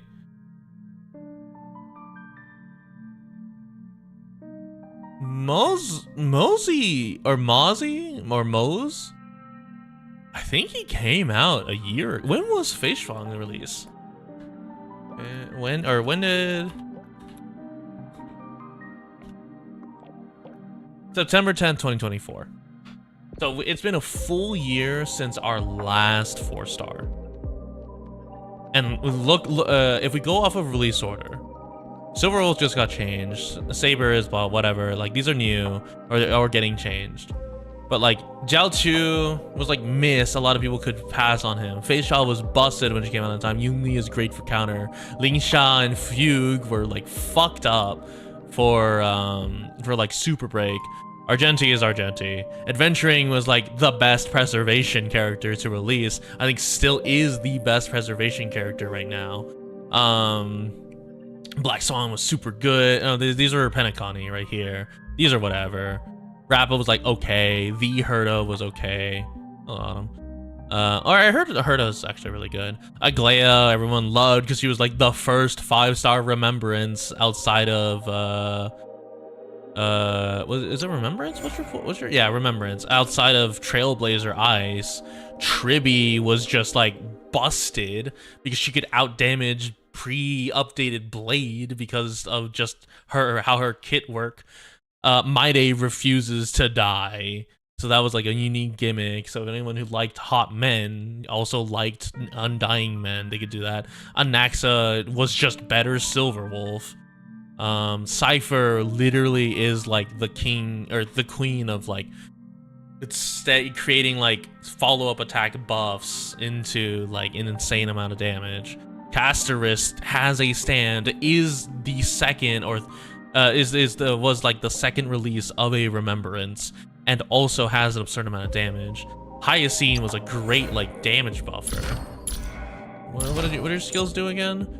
Has reduced. Yeah, we have fat fuck little Ika. Target has reduced HP. We'll consider their HP to heal, and then little Ika gains an extra turn to use Memro Sprite skill immediately after Hyacine uses an ability. And so like they just heal a little bit, or they deal like damage, or they summon Memra Sprite and heal all allies. But then the ultimate is like, where is the ultimate?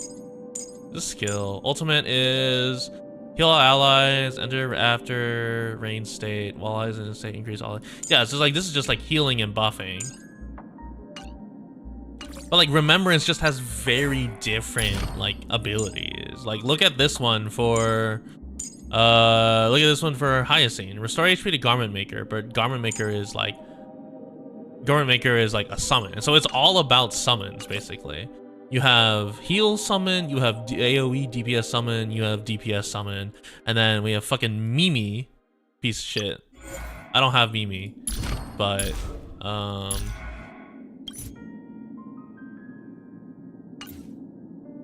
do I change? Yeah, I don't have Mimi, but Mimi is like the buffing summon with a little bit of offense, and it's like it literally just comes down to the fact that like every banner's limited. Every 5 stars suddenly like a weird power scaling. Like they can't afford to have a 5-star randomly flop.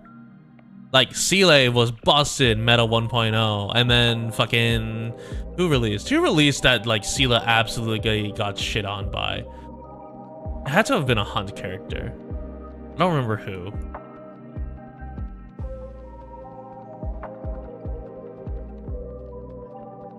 Like, but the point is, like, Seele absolutely left the meta, and then Acheron was around. Acheron fucked up everything, and then now we have Finon, who consumes your allies to become this literal god, and you can get a 0 cycle thing on that stupid Wolfman from the fucking, I don't even remember the name of it.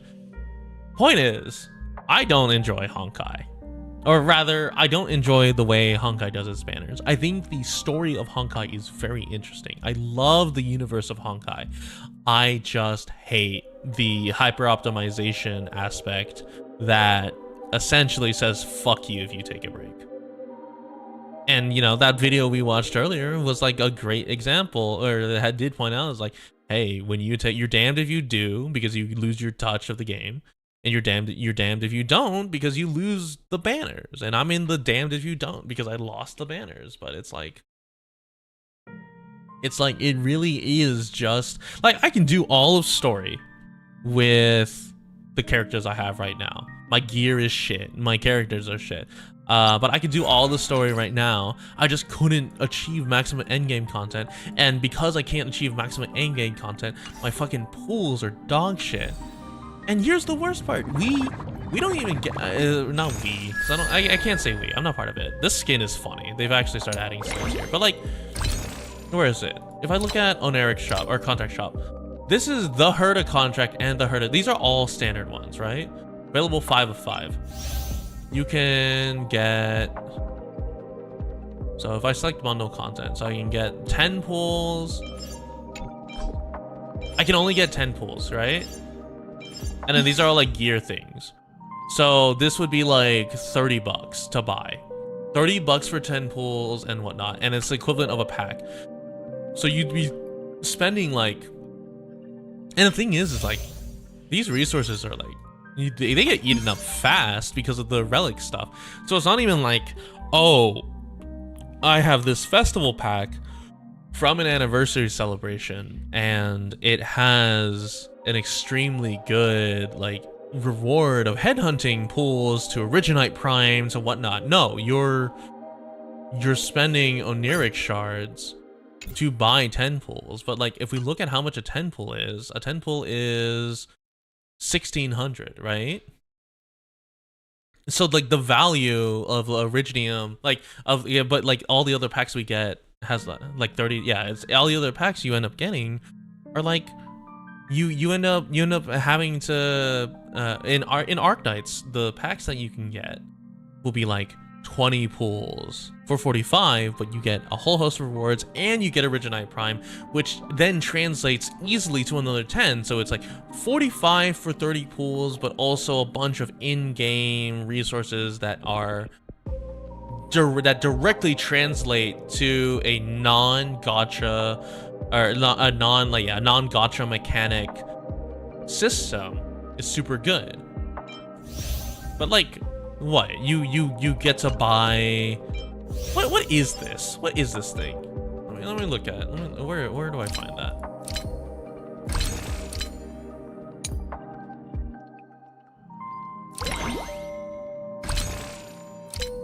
It's probably in the synthesizer. Hold on. Data bank. No, where's the synthesizer? Yeah, what the fuck is this? Wishful resin. So that's just materials to customize. Can be used to specify up to 2 subsidiary stats when synthesizing. Seriously? Variable dice to re-rel. Custom make relics and models. Yeah, so I'm paying $30 for 10 pools and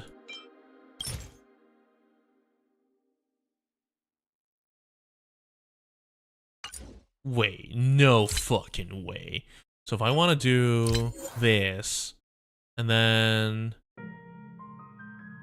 I want to... Wait, hold on. How do I do like the full customization?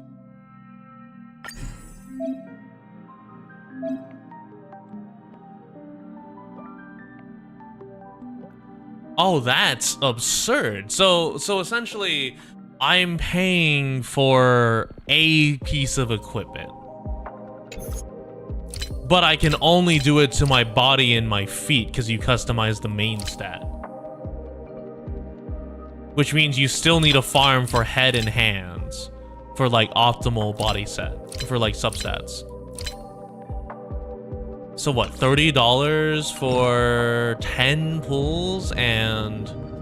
God, wait, I didn't realize it was this bad. Wait, are you kidding me? $30 for 10 pulls? $30 for 10 pulls, a guaranteed customized substat, and 2 pieces of gear. Or you can do 4 pieces of gear. Or you do like 1600 to customize it. Or you do like level up, right?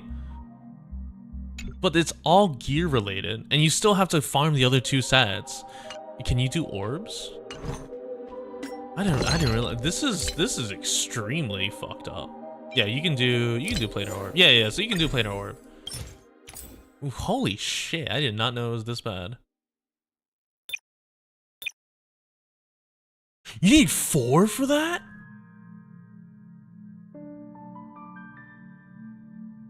Okay. So then oh my god, wait, so then that value is even worse. You buy 5 of these a month at 30, you pay like $150 for 50 pulls, guaranteed main stat, and 1 of those is guaranteed substat. For 2 of them, for 2 guaranteed substats. For 5 pieces of equipment, which can let you, and you still need to farm for the substats on the other ones. That's fuck. How are the pulling? How's the pulling on HSR? What, hold on, I can just, hold on. What is it? Patch 3.4. HSR income.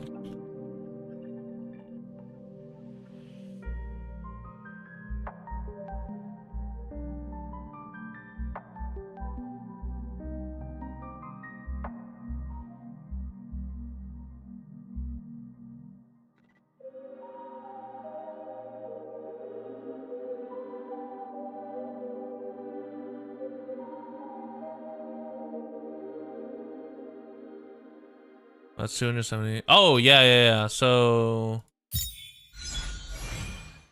if you look up here, this is the dollar amount for a 6-star. Okay, let me bring this over.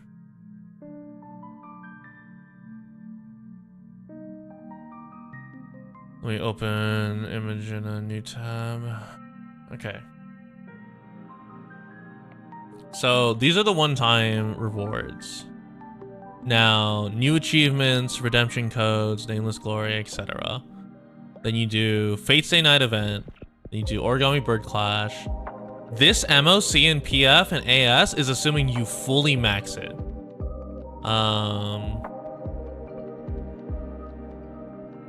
Assuming you have the pools. Assuming maintenance goes through. The weekly resets are another thing. They're fine. That's pretty easy. But so for free to play, that means over the course of the entire banner, you get 90 pulls.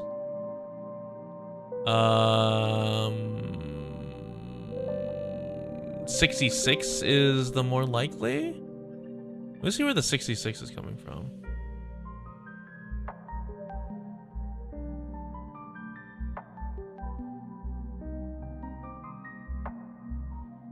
Okay, I can't find where the 66 is coming from.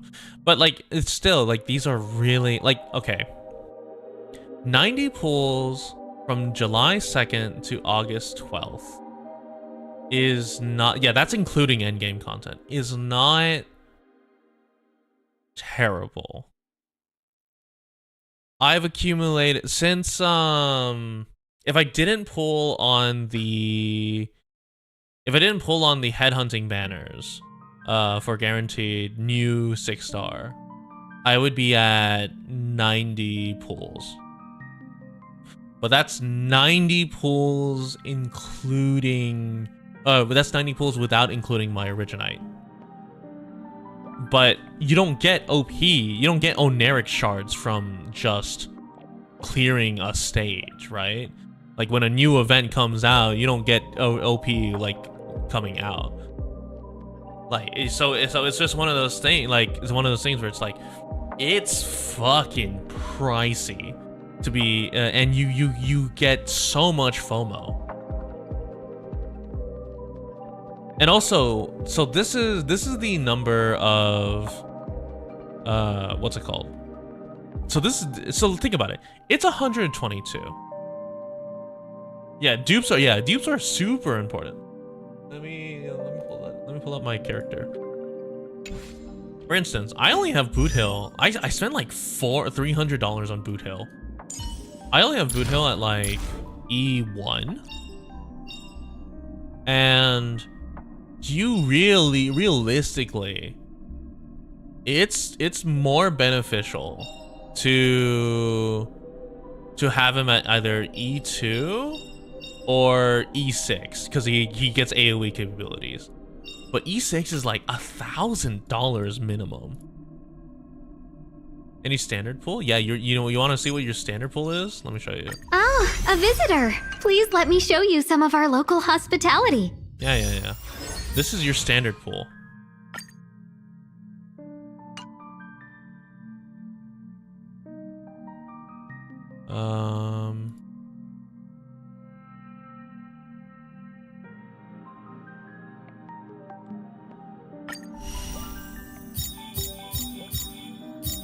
So this is a standard pull, and these have been the same standard pull characters from the beginning.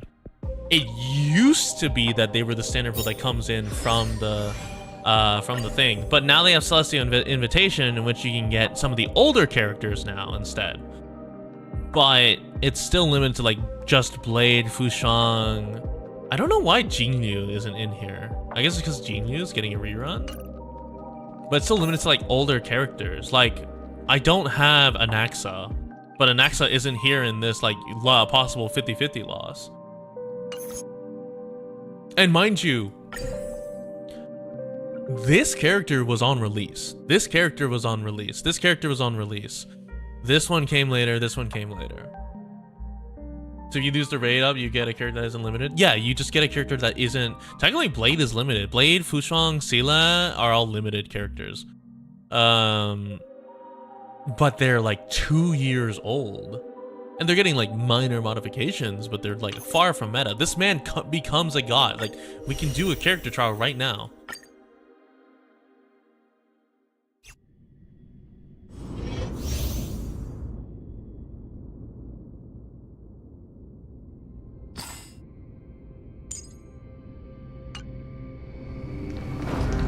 Like, look at this shit. Light up the dawn. Yeah, defeats enemies in a certain range. You just skip the battle. Light up the dawn. You realize how absurd this is? That looks like a tough. And then watch this shit.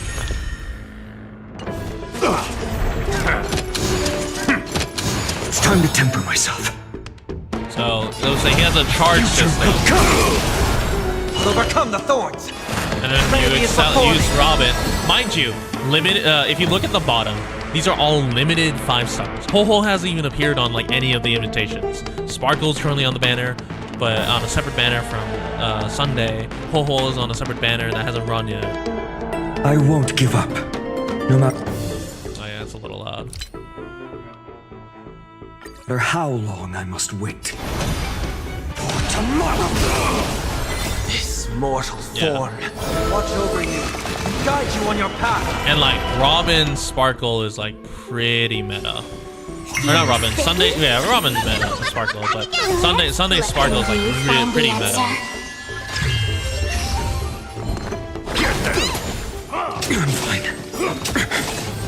Alright, and watch this shit. He consumes your teammates and just becomes God. He gets their entire health pool, basically. Consume Scorch Points and use Mount. Yeah. And look at this.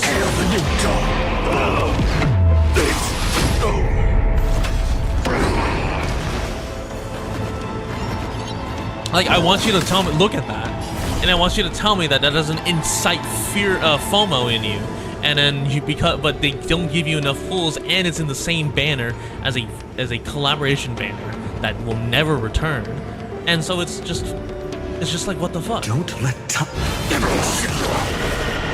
It's just so unfriendly. And he gets counter too, which is insane.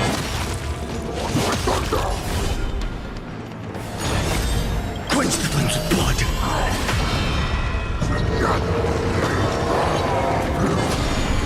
Were you supposed to get counter? Where's his fucking counter?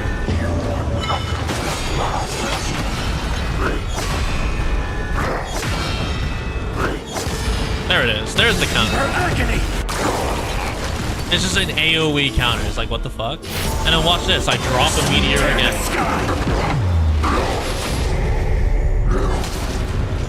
Is that all? So without substance.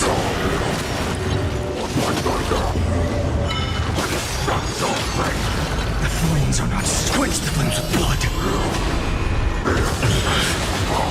Branded with strife. And then we go for a counter again. Yeah, it's very showy. It's literally just like, drop that shit on you. And then look at this shit. When he leaves the field, when he leaves the state, he does a shit ton of damage. And it's like, hey, so what the fuck am I watching? And what the fuck is what? How did we come here? How did we get to this point?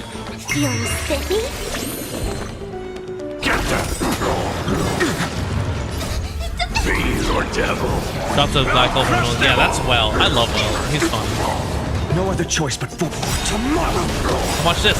Immediately, I'm God again. Consume me. Sun tear the sky.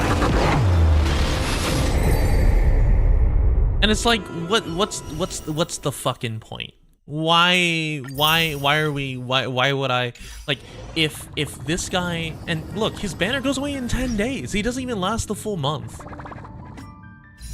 Literally, yeah, it goes away in 10 days. Or 7 days, sorry. He goes away in 7 days. He becomes God. He essentially he essentially just out-damages everyone because he consumes everything. And so the way you can do it is you snapshot effects by inflicting a bunch of buffs to him and then to everyone, and then consuming everyone to become God. And it's like, oh, I'm gonna have 45 pulls because the banner before this was fucking Hyacinth and Castorus.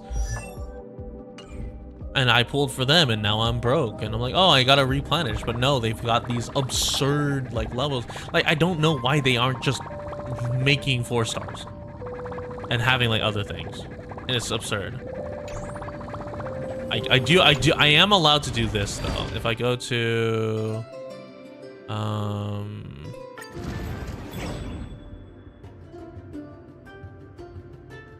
I think my favorite part is I'm allowed to do this. And then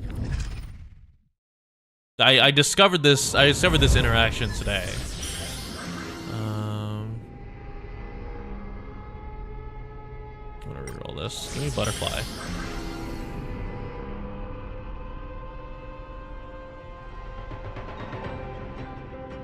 I fucking hate this. This is so bad.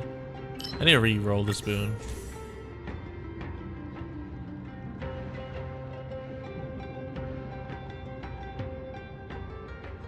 Is it all destruction? Okay, I'm gonna do dimension.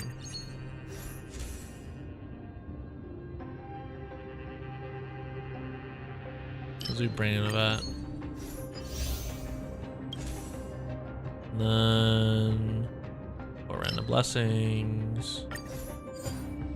Let's do crit. Oh, we got all crit. Okay. Anyway, so here's Archer.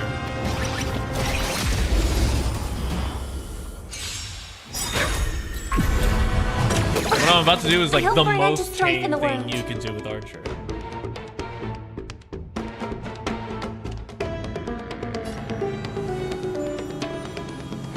Resonate all together. Let's play for a while. Oh wait, I don't even need to do anything. Let me just ult. Dead return!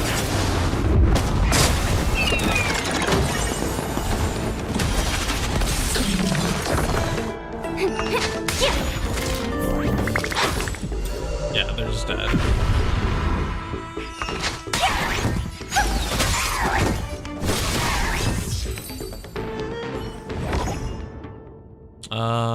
Increase speed. HP shield effect is reduced. Charging efficiency of murmur. Then restore HP. Okay. And then targets with more take more break damage.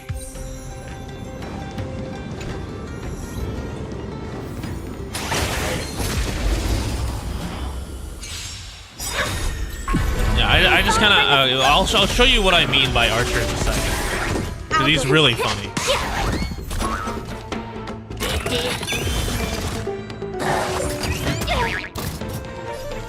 Okay. Feeling spiffy? So I'm allowed to just do this for no reason.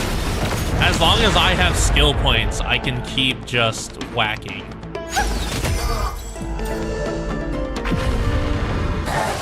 When I said machine gun, I was not kidding by machine gun.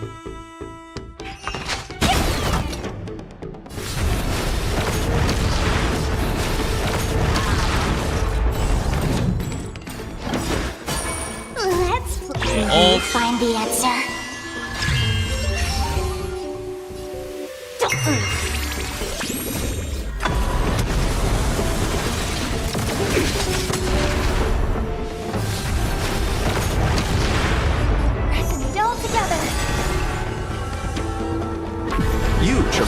I need to swap my blessing. This is a really bad blessing. Increase. I need erudition. We'll just grab another hunt and then crit.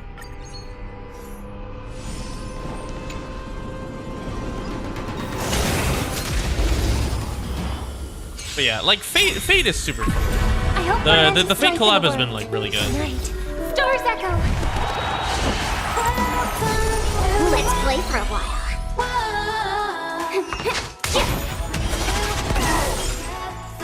Yeah, but as long as I have skill points, I just keep blasting. I'll see you all. I had a really good run earlier. I gotta find it.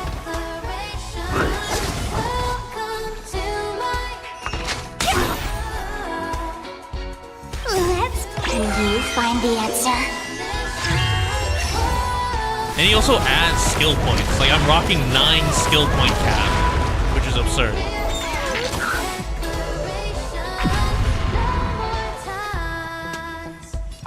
Feeling spiffy? And he just whips out fucking unlimited blade works.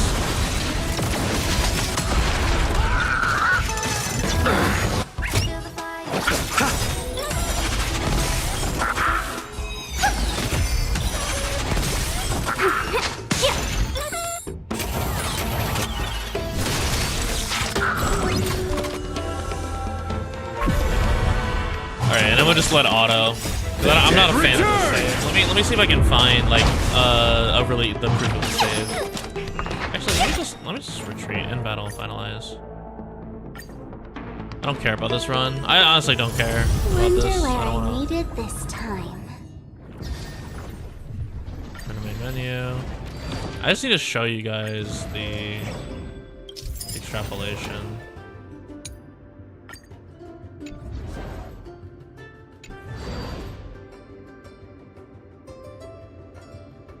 Where is it? Interastral.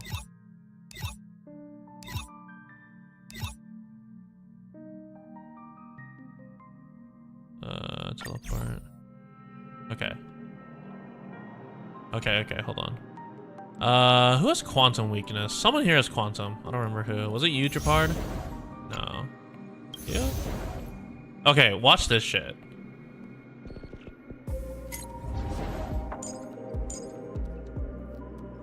Where's my Robin? There she is.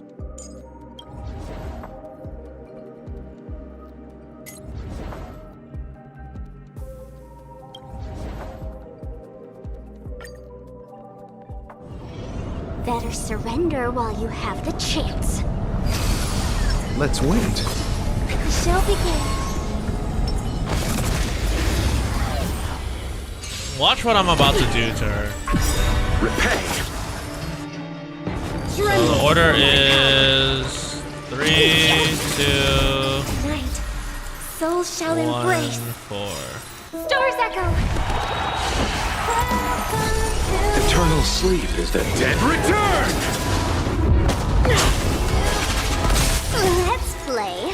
And you find the answer. It may seem a little silly to activate Cypher at full, but that's because I'm about to annihilate Cocolia in this.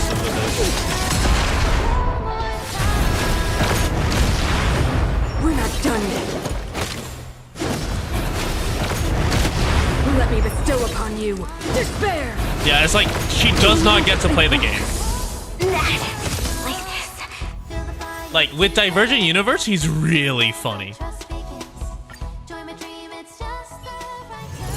Wonder where I need it this time. So that's what I discovered about Archer. He's really funny in Divergent Universe, so I'm a really big fan. Also, you can kick me. But I'm a really big fan of Archer in this, but I also just fucking hate the pull rates. So I only logged in for the free character. I'm not touching this game ever again. Anyway, that's it. It's late. I'm gonna get going. This will probably stay up until someone finds it and shits on me so hard that I have to take it down, but we'll see. That's unlikely. I stick with my guns. I think Tovo made some good points. The other guy was very realistic with his requirements. Not requirements, but very realistic with his ideas and like his expectations going in. It's really just the people who go like, well, the big four are the big four for a reason. It's like, and like, you know, if you're getting into that, you should conform to the general. It's like, no, I'd rather you just not play it if you want it that way. But yeah, anyway, thanks y'all. Bye.